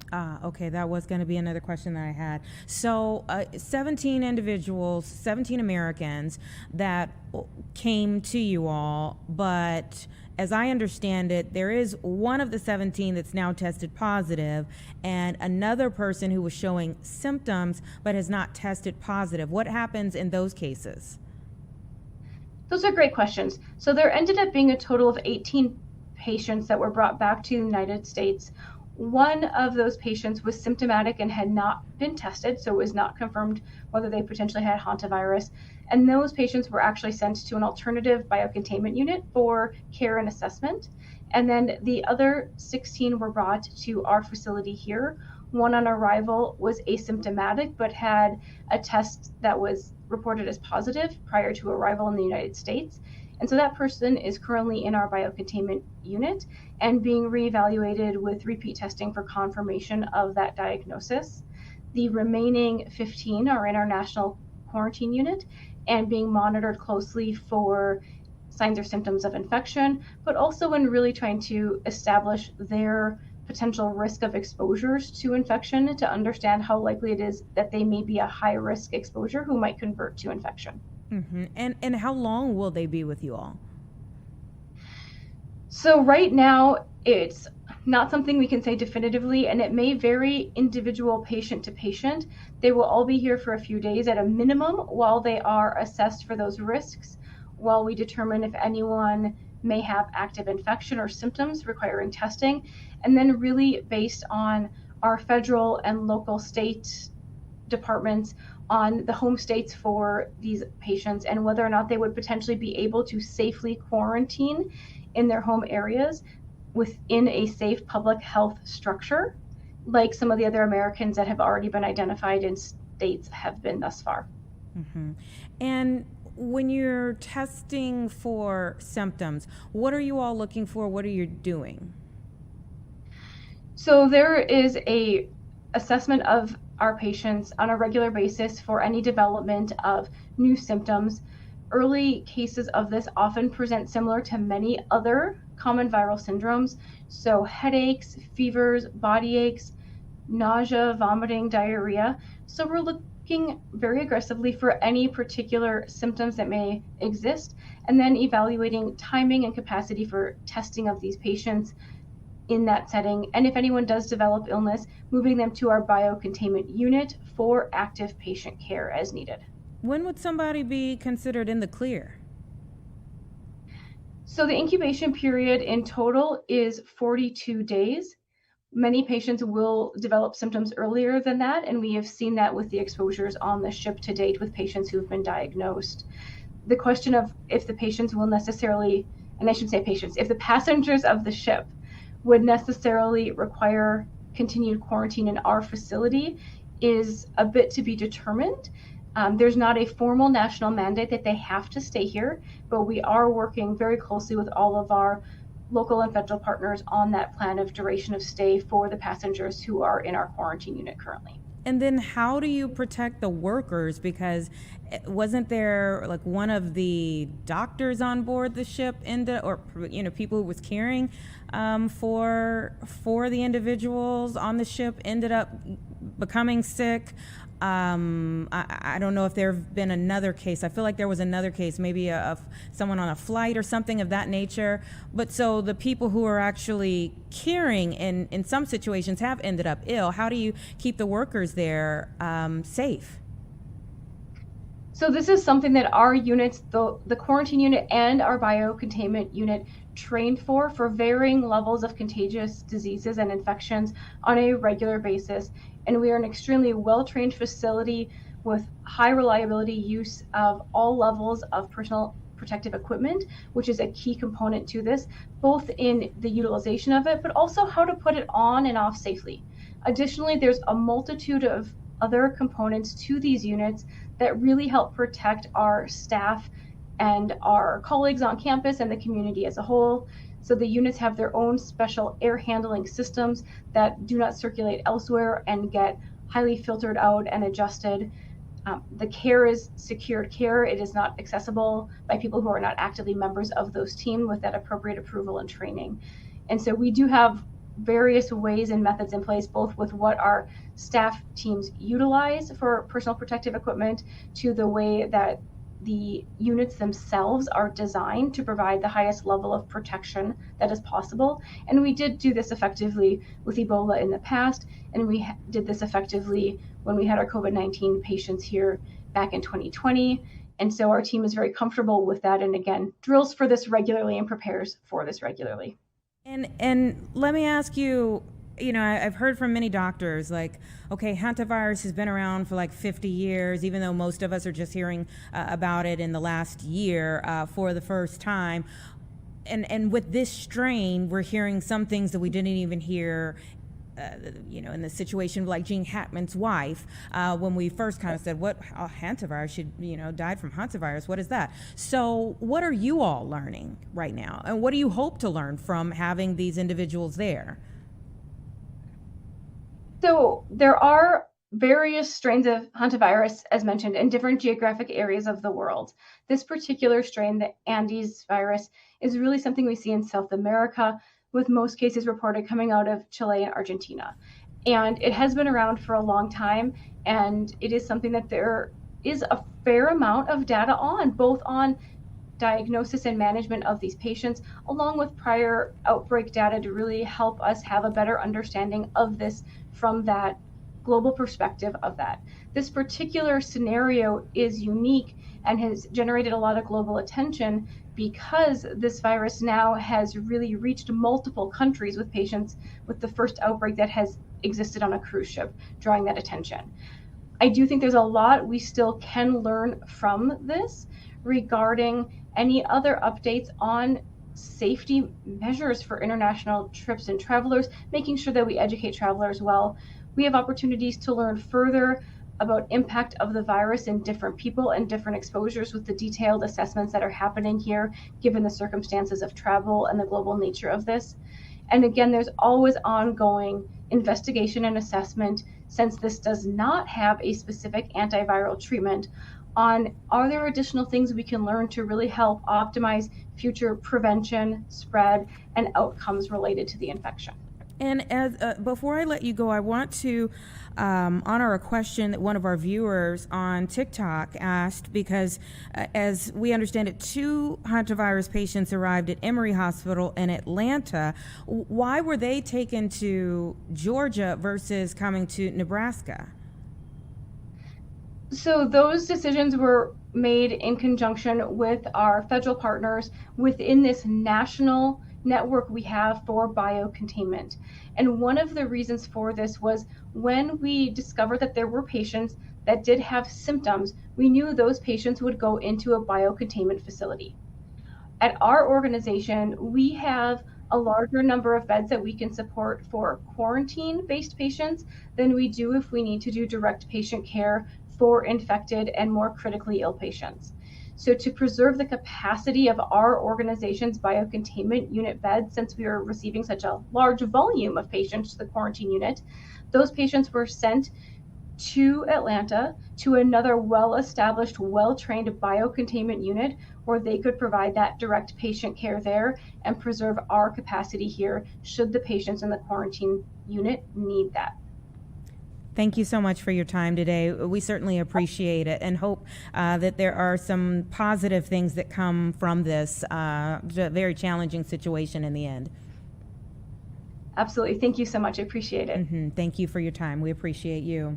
It's 2:58 right now, and I know that our Joni Lum is standing by. Joni, I know that you've got to get ready for the 4 o'clock, so I just want to go ahead and bring you in. Bring us up to date on where you are in your reporting about this tragic situation there in Porter County. Hi, Anita. We are on our way to Michigan City right now. The latest to come out on this shooting that happened at an after-prom party in Pines Township over the weekend is that now there is a $5,000 reward being offered by the Uvalde Foundation for Kids. That's an organization that tries to stop school shootings. They're offering $5,000 and also some support. We are awaiting word from authorities in Porter County. The identity of the teenager who died is supposed to be released later today. The mayor is not being available for interviews today, but did release a statement urging people to show compassion and empathy. Apparently, there have been some videos surfacing on social media. I've seen a couple, but haven't been able to verify whether they're authentic. Videos that happened at that party depicting violence. It was a terrible thing. This house where this party took place on Saturday night, it was a rented house, and apparently some kids got together after the Michigan City High School prom, and there was some kind of confrontation where 3 people wound up shot.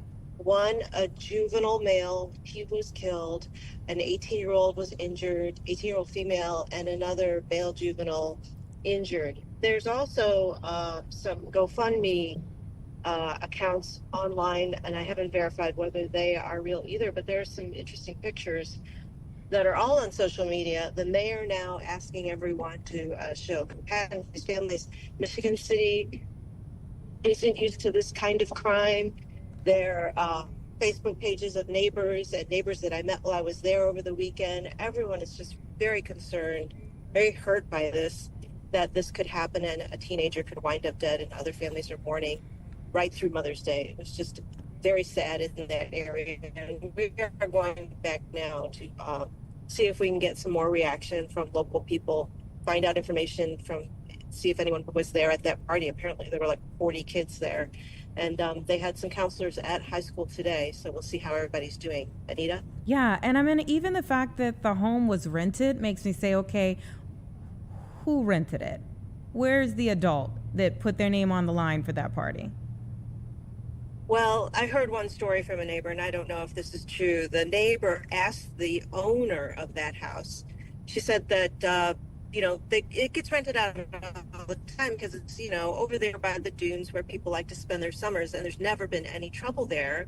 The owner of the house reportedly said that they thought they were renting to someone who had a Mother's Day event happening. Now, I don't know whether that was the student who hosted the party or family who hosted the party. We don't know. But there are some videos that have come out of there thanking the parents. But it wasn't like a trouble house or anything like that.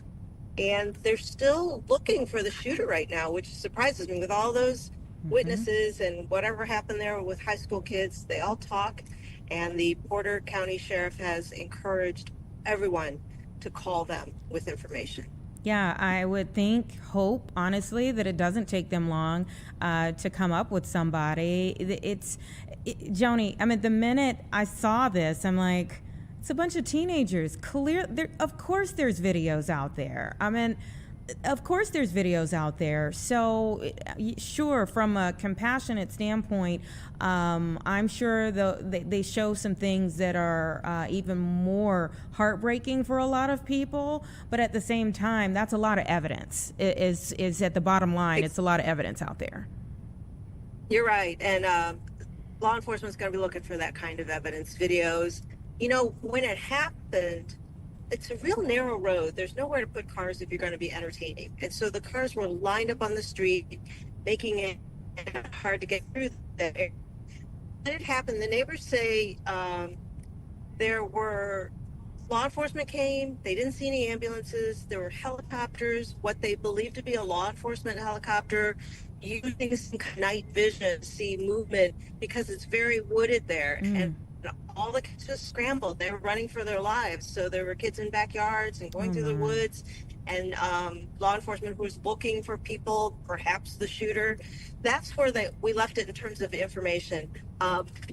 The authorities there have not released any more about where their investigation stands. We only know that perhaps the identity of the deceased teenager is going to come out today.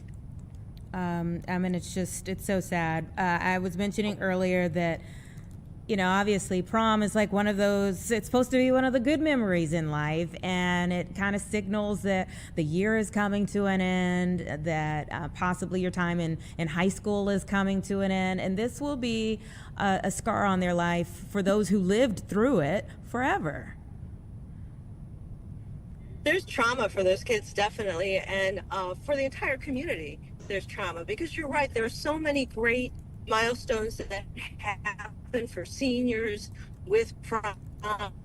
Mother's Day was the next day.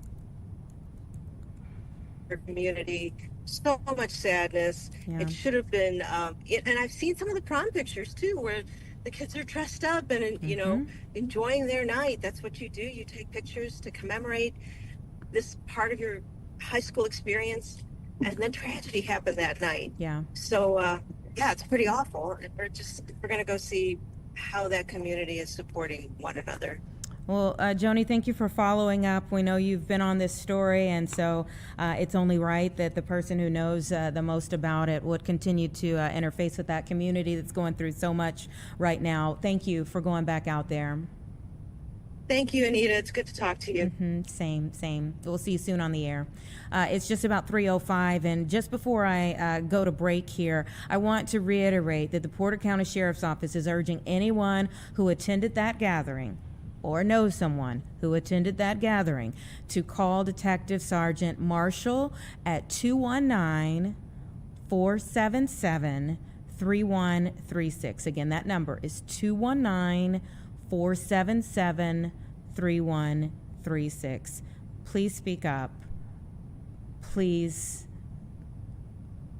give some closure to a lot of families that need it right now. It's 3:05. Let's take a quick break, 2 minutes, and we'll be back. I'll let you know where we're going in this final hour here on Chicago Live for the day.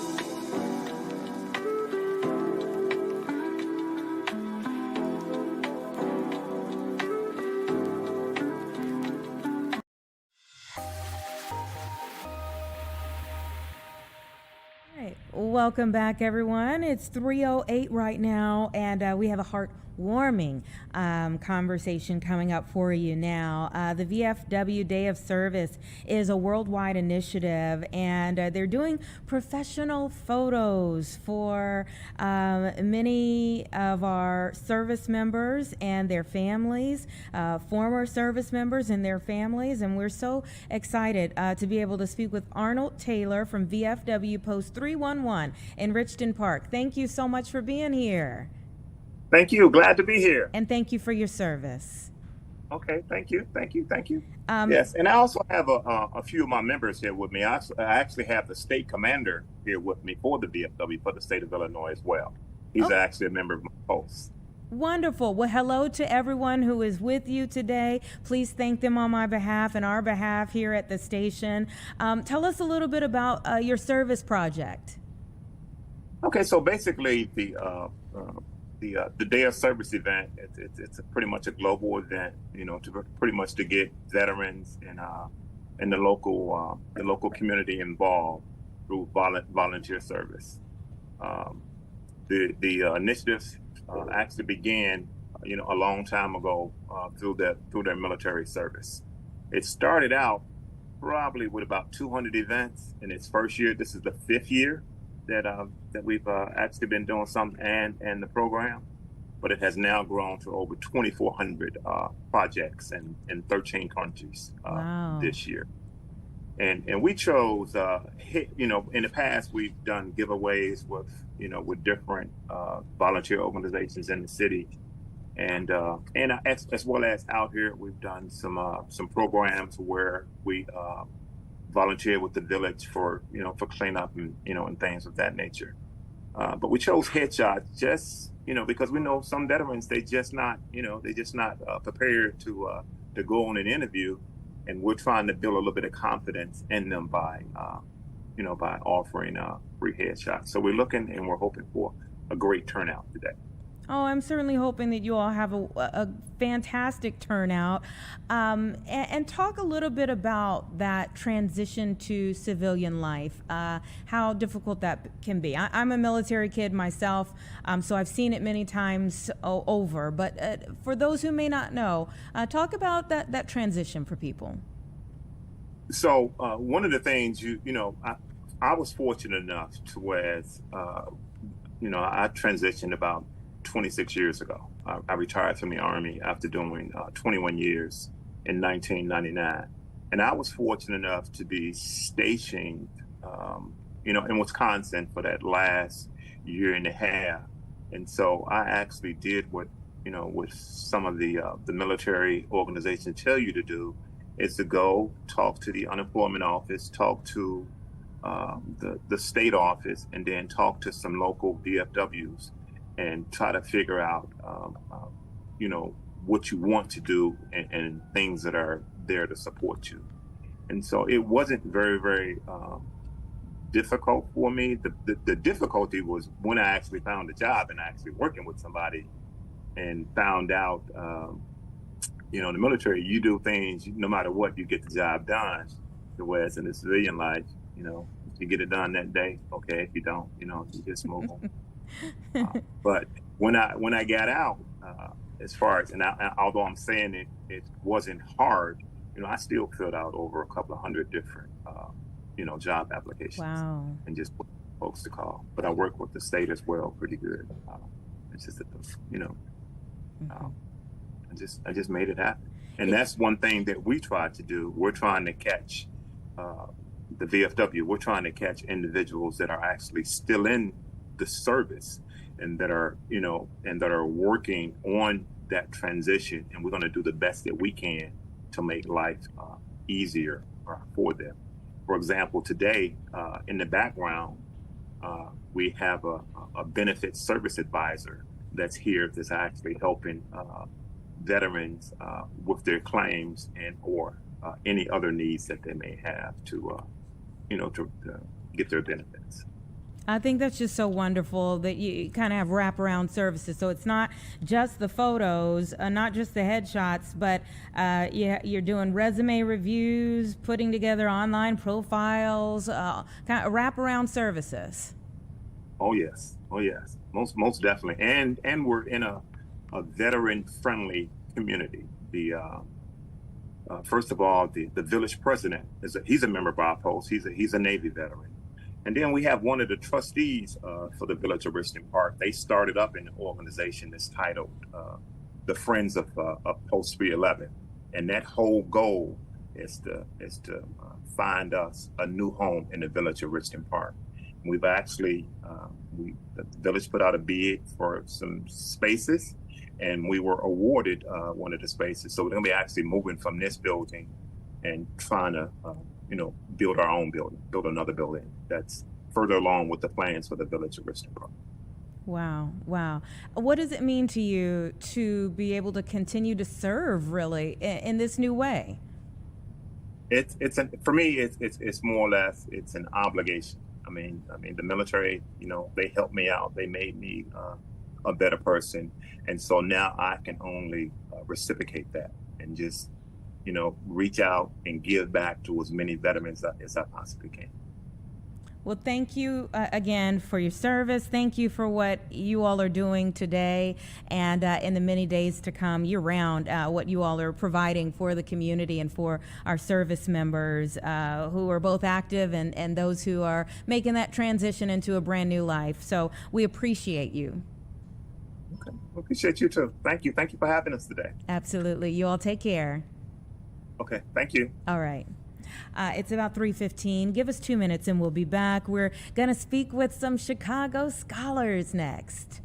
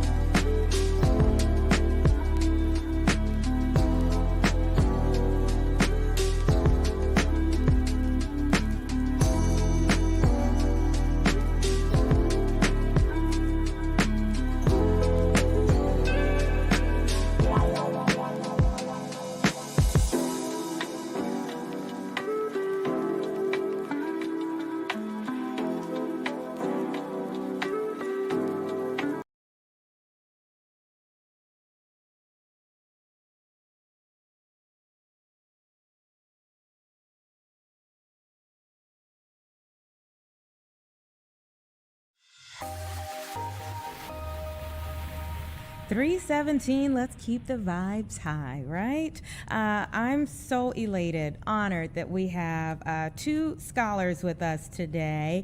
Let me give you a little background before we bring them in here to the chat. 4 years ago, the University of Illinois launched a partnership with Hope Chicago after Hope committed to spending $1 billion over the next 10 years to provide scholarships for Chicago public school students who otherwise might not be able to afford or have the opportunity to go to college.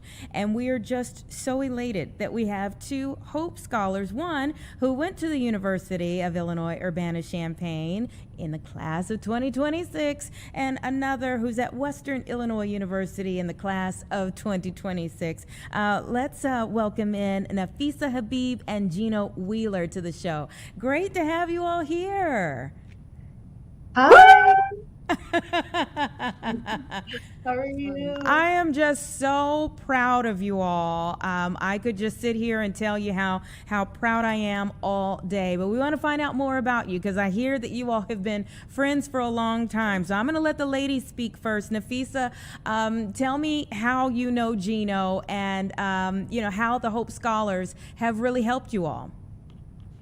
Yes, so my name is Nafisa Habib, and I attend the University of Illinois Urbana-Champaign, majoring in sociology, graduating in about 4 days. I know Gino, we kind of briefly knew of each other in high school. We'd sit at like two different lunch tables that were kind of like separated from each other, but we still see each other. And then over the course of our college career, we've gotten closer as friends. I love the story there from Morgan Park High School on. You all, I'm sure, have so many memories. Gino, I see you've got your Kappa Alpha Psi sweater on there. Tell us a little bit about how Hope Scholars has really changed things for you. Well, before Hope Chicago, I was kind of nervous about college, and I was like, oh my gosh, I'm going to afford everything. Like, coming from where I come from and like debt, financial stress, all those things just like popping up in my head. But like Hope Chicago came around, I was just happy, like, okay, cool. And I'm able to like, be a graduate debt free because of them and just have more opportunities of growing, learning, and just like building my future instead of like worrying about how I was gonna pay for school and etc. Mm-hmm. Tell me what you are working toward, building that future. What are you working for, Gino? My plans after graduation is to join the Department of DCFS, and as well as be a part of like social work. And during that process, I intend to be a graduate. Well, get my master's in social work. Wonderful. And Nafisa, how about you? Yes, so I'm super excited. I'm currently looking to join law school in 2027, so I'd be studying for my LSAT this summer and applying to law school in the upcoming fall. So we're doing big things. You all are shining bright, and we hope to continue to see you shine. If someone is sitting at home and maybe they're wondering, how am I going to get to college? Is college for me? How, all of those things, all of the butterflies that you have when you're in high school. Talk to that young student about Hope Scholars and, and the trajectory that it provides. Yeah, so I think the biggest thing that makes our program different than other scholarship programs is that it's a generational program. So it's not only you going to college, but also your parent who hasn't gotten the chance to go to college. And I think from that, they're breaking barriers of maybe education not being something in someone's family. And when I was in high school, although my parents did go to college, I did not know how I was going to afford to go to college. And I was actually crying in my counselor's office the week before they made the announcement because I did not know how I was going to afford it. But then it came in, and now I'm here about to graduate, and there are other Hope Scholars that are parents and that are students who come from the 5 high schools that are given the scholarship that are getting ready to walk across the stage. So it's don't count yourself out. Always hope for the best.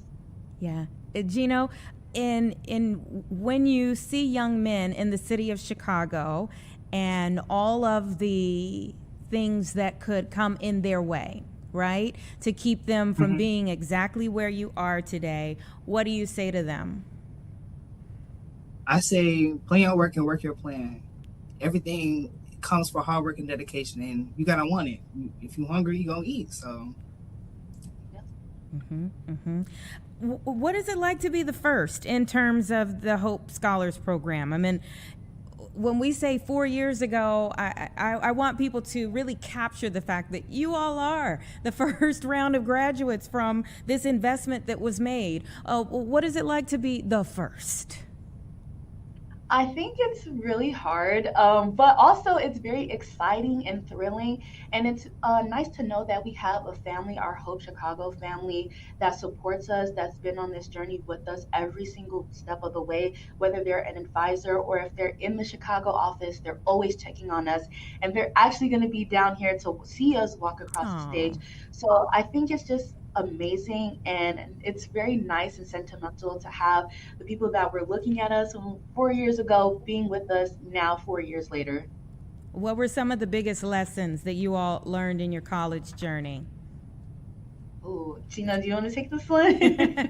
I would say the first one on the list is time management.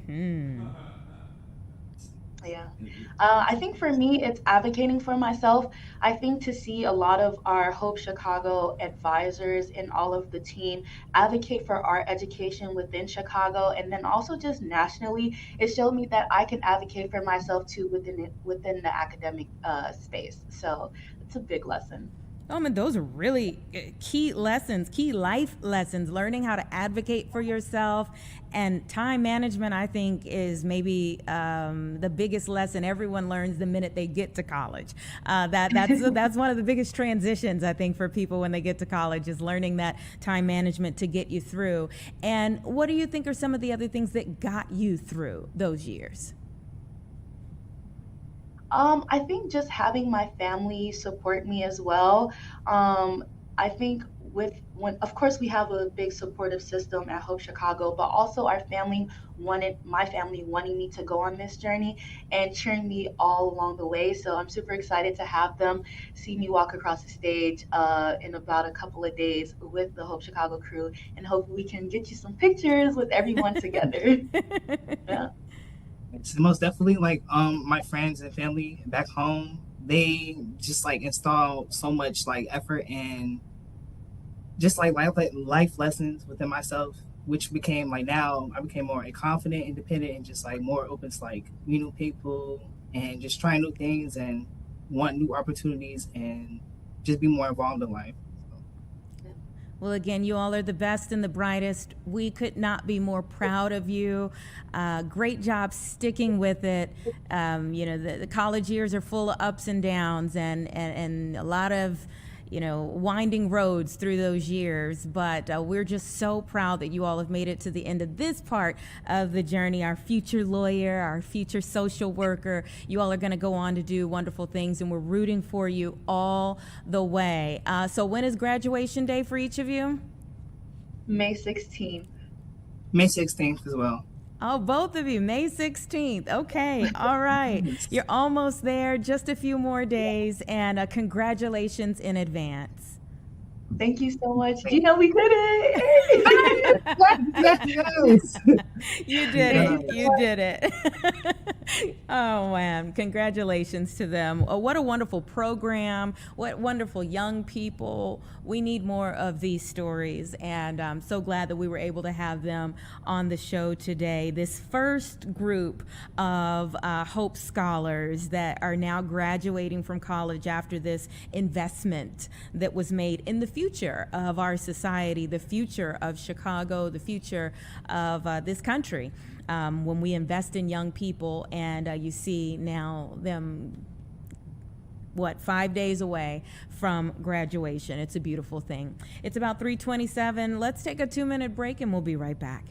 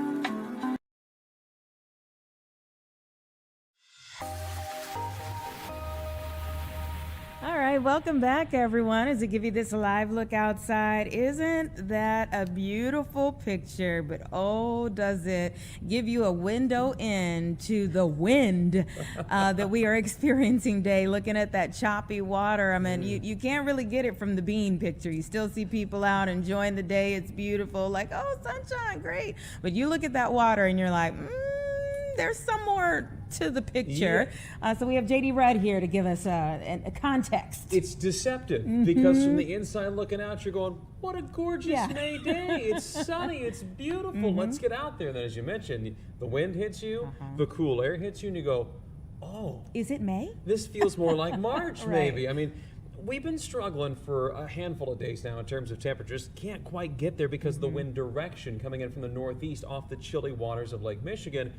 Really holding back those temperatures. We're only 55 right now. Man. 55 is all we've got. It's supposed to be around 68 to 69 degrees this time of year. We're nowhere close to that today, but we have sunshine. And I think it's crazier because we were at that. Just you know, over the weekend we did hit that. We got there over the weekend and we were still a little bit below average a couple of days. What was it, about a week and a half ago, we had a little spike in temperature. Last Monday, I think it was 80-some degrees. We've been kind of flirting with this warmer air. We just can't quite get there and stay there yet. Well, it is the 11th, and you know, I circled the 10th on my calendar after talking with you. Statistically, that's when we see our first 90-degree reading. It has not happened, obviously, this year. But I just snuck a peek at some data that's suggesting, it's suggesting by the upcoming weekend, we could be close to 90 degrees. What? My, how quickly things are going to change. Really? Yeah. Well, we know, I mean, that change is one thing in terms of the weather for Chicago. Gosh. We do on a well. On a dime, that overnight. Actually, if you want to get technical, overnight tonight into tomorrow, temperatures will start to go up, and tomorrow we're in the 70s. Really? Still windy tomorrow, but 75 I'm thinking for a high because the wind comes out of the southwest as opposed to the northeast with the cooler air off of Lake Michigan. So then will it feel like 75? With the wind, yeah, it's still going to feel that way. I mean, for some folks early on in the day, it's not going to be 75, obviously. Any kind of wind makes it feel cooler, but by about the middle part of the afternoon, it's going to feel pretty good. The problem with tomorrow, all this sunshine, clouds and rain come into the picture for tomorrow. Off and on showers, and then a chance for thunderstorms in the evening time frame. Good old trade-off. I know, it's give and a take all the time, give and take. So I don't think it rains all day. However, good chunk of the afternoon will feature showers around. I think it's just showers. Then once we get beyond about, say, 5, 6 o'clock in the evening, the window opens up for a storm or two. It doesn't look to be terribly stormy tomorrow. An isolated thunderstorm that may be on the stronger side. I think that's the extent of it tomorrow. There is a level 1 risk for severe weather, but I'm not concerned overall about that. We'll keep our eyes on it, but it doesn't look like a big-time severe weather day. Then it gets a little cooler for Wednesday, Thursday, but let's skip ahead to the weekend. I'm being conservative right now. I've got 80s both days.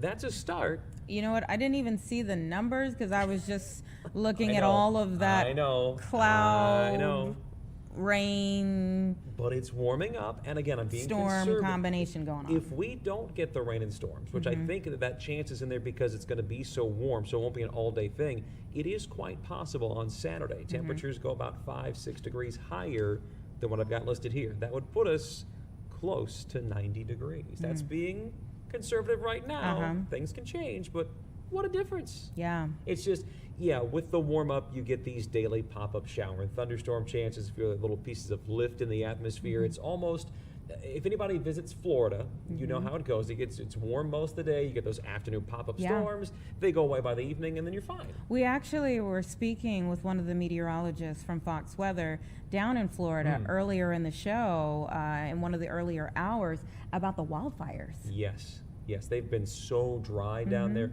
The drought is at the top of the charts for parts of Florida, which has been so unusual because they are surrounded by water. You would think they'd have a lot of rain, those pop-up storms. They haven't gotten to that pattern, that period yet, whereas we have been soaked with rain. We're currently sitting at the 19th wettest year on record thus far. Really? We're about 2 3/4 inches above average for rainfall. This has been a wet year for us.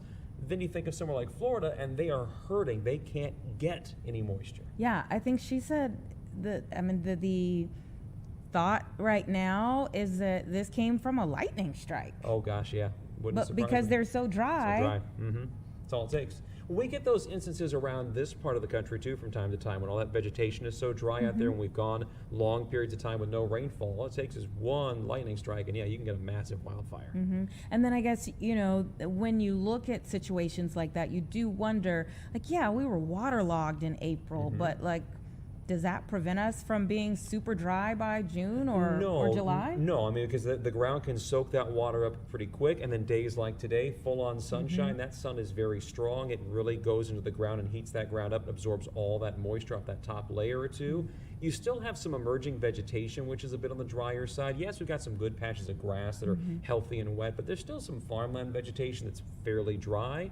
Maybe you've been around and seen, I know near my place, there's some farm equipment out turning the fields a bit. A lot of dry dirt being pulled up. So it's still dry in some cases, so that can lead to wildfire concerns. Yeah, like extra allergy medicine. Oh gosh, you know? for some, yeah. It's if that you're near time. fields, you know, you're just like, oh my gosh. Oh, what happened? Yeah. I just can't believe it. Oh, it must be. Yeah, it's that time of the year where everybody feels. Sure. For sure. Okay, let me circle back to the timeline for this evening. This evening we're fine. Okay. We're totally fine tonight. Was We're it okay. tomorrow? It's tomorrow. Okay. I think most of the morning is okay. There'll be sunshine tomorrow morning. It's going to start off a little bit chilly. Then the clouds build in. The showers come in. I'm thinking around 10, 11 o'clock in the morning. Not widespread, just kind of spotty to isolate it first. Then after the lunch hour, it might be a little more scattered to widespread. Just rain, light to moderate rain.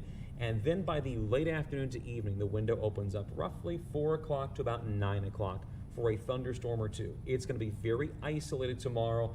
I believe there'll be some areas that don't hear a single rumble of thunder, don't get anything more than a sprinkle or a shower tomorrow. But we're all going to get the warmer air, and we're all going to get the wind. That's one thing not depicted on here. The wind tomorrow, very strong, holding around 20 miles per hour all day, gusting at about 30 to 35 miles per hour. So hang on to your hats, your small children, your small dogs, whatever else can it is. fly away. Yeah, whatever might get blown out the window or the door, it's going to happen You got to tomorrow. put it like that because there's a whole lot of stuff that can It's fly well, away. you know. Just hold on to it all. Hold everything. Extra glue, whatever you need to do.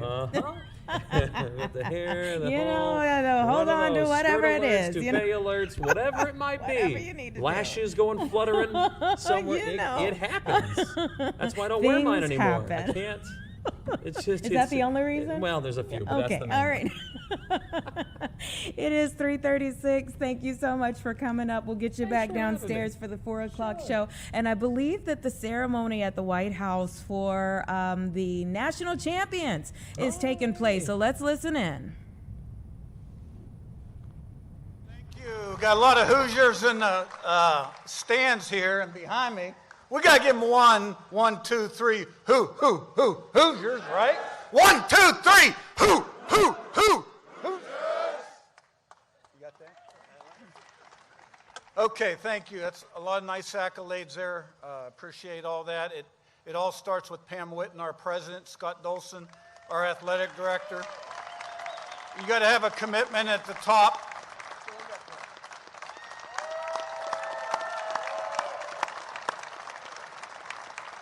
Without a commitment at the top, nothing's possible. Okay. 2025 Indiana Hoosiers. All right. You know, 24 was a fluke, right? College football playoffs start out 10-0. You know, they won't be very good. All right. 16-0. That's the best record in college football since 1894. That's 132 years. That's before the NCAA. So safe to say that's the greatest record in college football history. Beat 6 top 10 teams, all right? And how did we get that done? All right? We had great people on the staff that thought alike. In the locker room that thought alike. Great leadership, good talent, great character, coachable, 11 guys doing their job, play in, play out, all right? The sum becomes greater than, the whole becomes greater than the sum of its parts, and the most consistent, day in, day out, meeting in, meeting out, practice in, practice out, group I've ever seen in my life, and when, to me, it's a simple message, all right? Prepare the right way every single day to a high standard, and anything is possible in life. The only limitations are those between your ears, and you can't have any of those either. So go IU. Now, it's my pleasure to introduce junior wide receiver Charlie Becker from Nashville, Tennessee, or as Gus Johnson would say, Charlie B. from Nashville, Tennessee.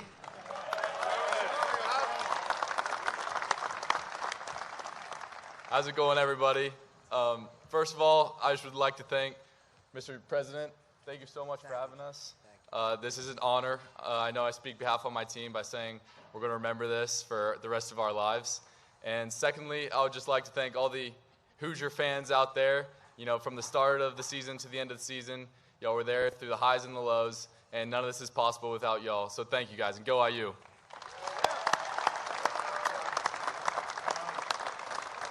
All right, in our appreciation for this great visit today, for President Trump, we have some Hoosier gear, which a couple of years ago they were giving away. Now you got to pay a lot of money for this stuff. So really appreciate this great opportunity and this great day. Thank you very much. Thank you very much. There you go, 47 on the back. I think we got one picture with, yeah.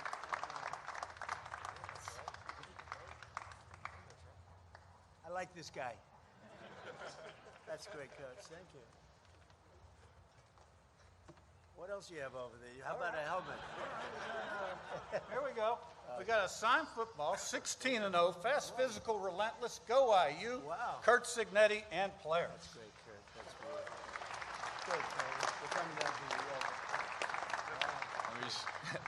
We just got an IU helmet also. Thank you.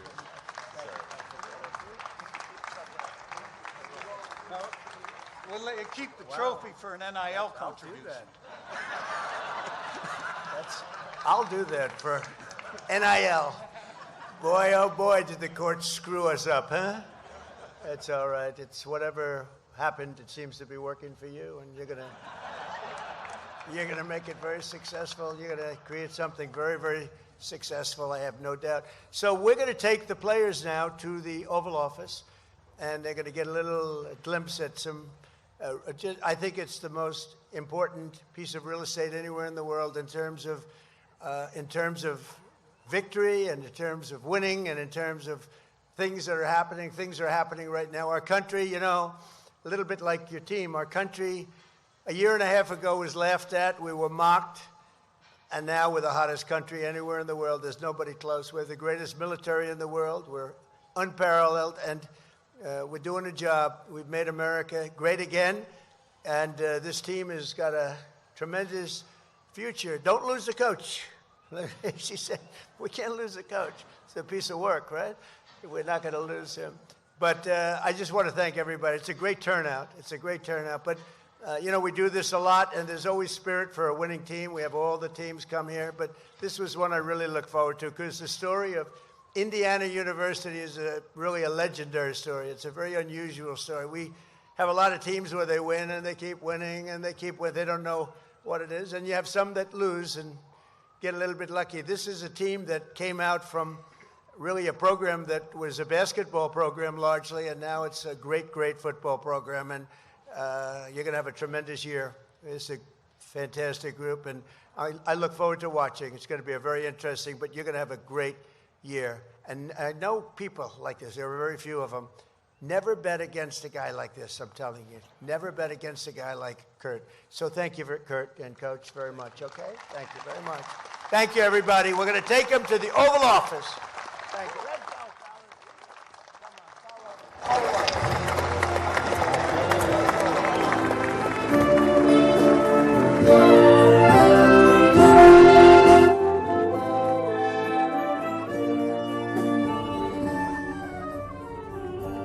We are the champions. Yeah. Love that they had that queued up and ready to go for Kurt Signetti and the Indiana Hoosiers football team. Boy, what a season they had. 16 straight games, winning to cap off a perfect season with the school's first football national championship. So they're getting their very special day there at the White House to acknowledge their wonderful feat and hopefully a bright future ahead for a school, as the president was saying, that's always been known for basketball, but now getting its day in the sunlight for the football program. As Kurt Signetti said before coming to IU, Google me. They are growing this program, and it's a wonderful thing to see. All those folks that came out there, you know, it was beautiful. Even like when they went to the Rose Bowl, and you saw all these folks from Indiana that traveled for the games. I mean, you know, each time you would just see this sea of red, and it was great to see how everyone has supported this team from the coach on down. And of course, you didn't see their quarterback. It was Charlie Becker, one of their wide receivers, Charlie B from Tennessee, that went to go speak on behalf of the team, because of course the quarterback, Fernando Mendoza, went on to become the #1 draft pick and is now already in rookie training camp. You know, rookie mini camp is already starting up, so he couldn't make that trip, but that team is really doing great things, and we certainly hope for the best from them. Now you got to start all over again, and we hope there are wonderful things. I loved the jokes about NIL there because they have done great things with the help of NIL, but we'll see where they go from here, because clearly they've got something very, very special. All right, let's take a 2-minute break and we'll be back.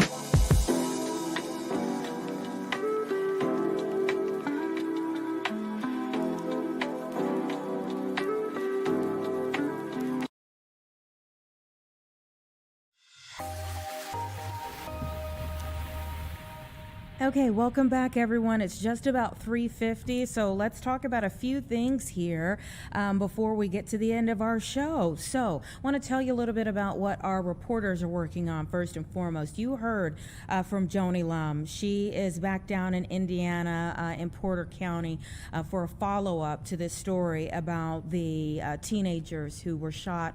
One, unfortunately, who was killed in a prom after party over the weekend, and she's going to be speaking with more people in the community as they really come to grips with what has happened, but also try to get to the bottom of who's behind it, because no one has been arrested yet. So she's back down there. We saw her as she was making her way down there. Also, we have Leslie Moreno, who's going to be working on South Loop burglaries. We received video today from one of our own who kind of just drove through the area and alerted us to what stands to be several businesses that were hit at the very least last night, could have been in the early morning hours, by burglars. And we have some of the video that shows, multiple people get out of a vehicle, one person just going up and just banging on the windows, smashing out windows. We've seen this time and time again, these smash and grabs. Sometimes it's for, people go into a business and try to take out as much as they can. Of late, we've seen a lot of smash and grabs where people have tried to go into a business specifically to get the ATM. And so Leslie Moreno is working on this particular story that is affecting so many different business owners in our area. Some of them have had to close their doors. I know there are multiple.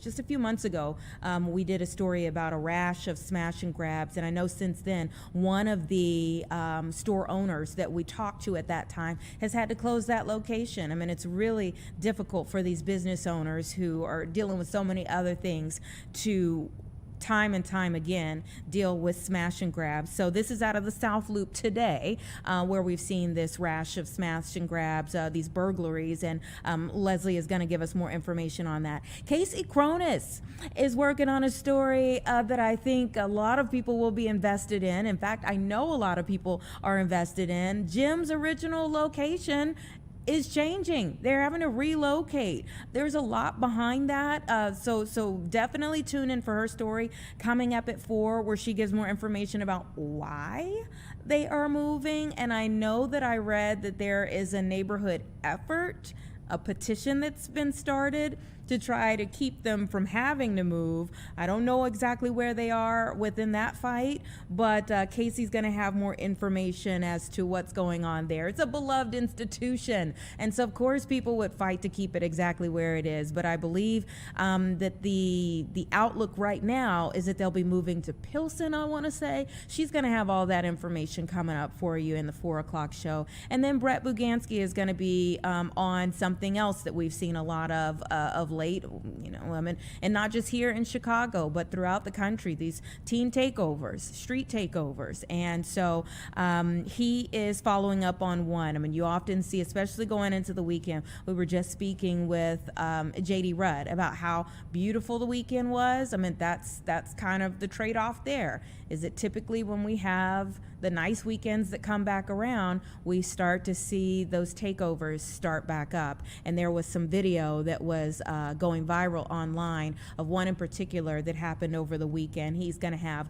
more information about what happened, probably the video, and more information about what Chicago police are doing about it as well, when we see these types of things, trying to crack down on those. I do want to let you know, we have a story about a church that sustained significant damage yesterday, just had a collapse in the front part, so a partial collapse of the building while they were having mass yesterday. And we just got in a statement from the Ridge Historical Society about that. It says, and I'm going to read it to you because we've got a little time here. It says, "We are saddened to see the partial collapse of the front facade of the Sacred Heart Mission Church this morning, which revealed the underlying wood frame church originally built in 1904 1904 to 1905. Fortunately, no one was injured. The collapsed facade was a labor of love added in the early 1920s, built by parishioners using imperfect bricks brought over from the nearby Purington brickyards. This building and its congregation have a history of resilience. And when the Catholic Archdiocese announced the church's closure in January of 1979, the parish immediately mounted a fierce grassroots campaign. They formed the Save Our Shrine Committee and even took their appeal to Pope John Paul II. Their dedication paid off in 1982 when Cardinal Bernardin reversed the closure. As we observe National Historic Preservation Month this May, this loss hits especially close to home, but it also reminds us of what a determined community can do. We hope that this beloved church gets another chance. Perhaps a little hometown grace from Chicago's own Pope Leo XIV will help see this church through its next chapter of preservation. So that statement just came into us from the Ridge Historical Society about the incident, the partial collapse of the facade there that took place yesterday at this church, the Sacred Heart Mission Church that goes back so far. Before we go to break here, I want to take us to the big board. Let's see how the stock market ended for the day. A mixed picture for the full day, but we're up at the end of it, so let's be glad for that. Up about 95 points, a little over 95 points for the Dow Jones. The S&P also rose today, and we see the NASDAQ Composite inched up as well. So nice to see that. Iran, of course, sent a proposal to the U.S. negotiators over the weekend. The president said it was totally unacceptable. So there's still some questions as to where we go with things, and oil futures are still sitting pretty high, $98 per barrel for West Texas Intermediate, and the Brent crude futures are at about $104.20. But this is where we are, a mixed picture, but let's focus on the positive activity at the end of the day. Let's take a 2-minute break, and we'll be right back to close out the show.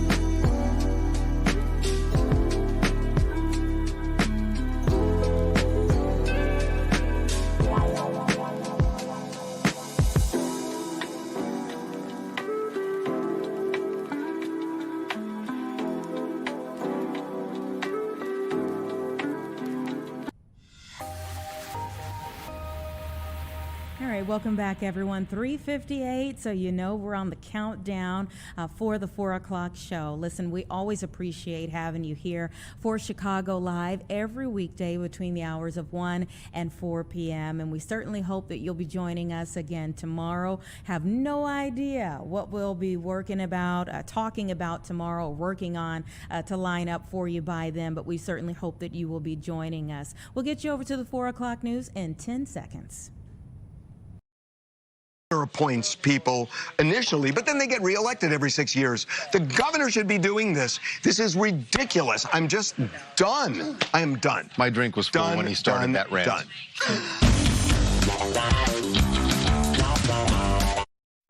Live from Chicago, this is Fox 32 News at 4. A lot's happening. Let's get into it. A home rented for a post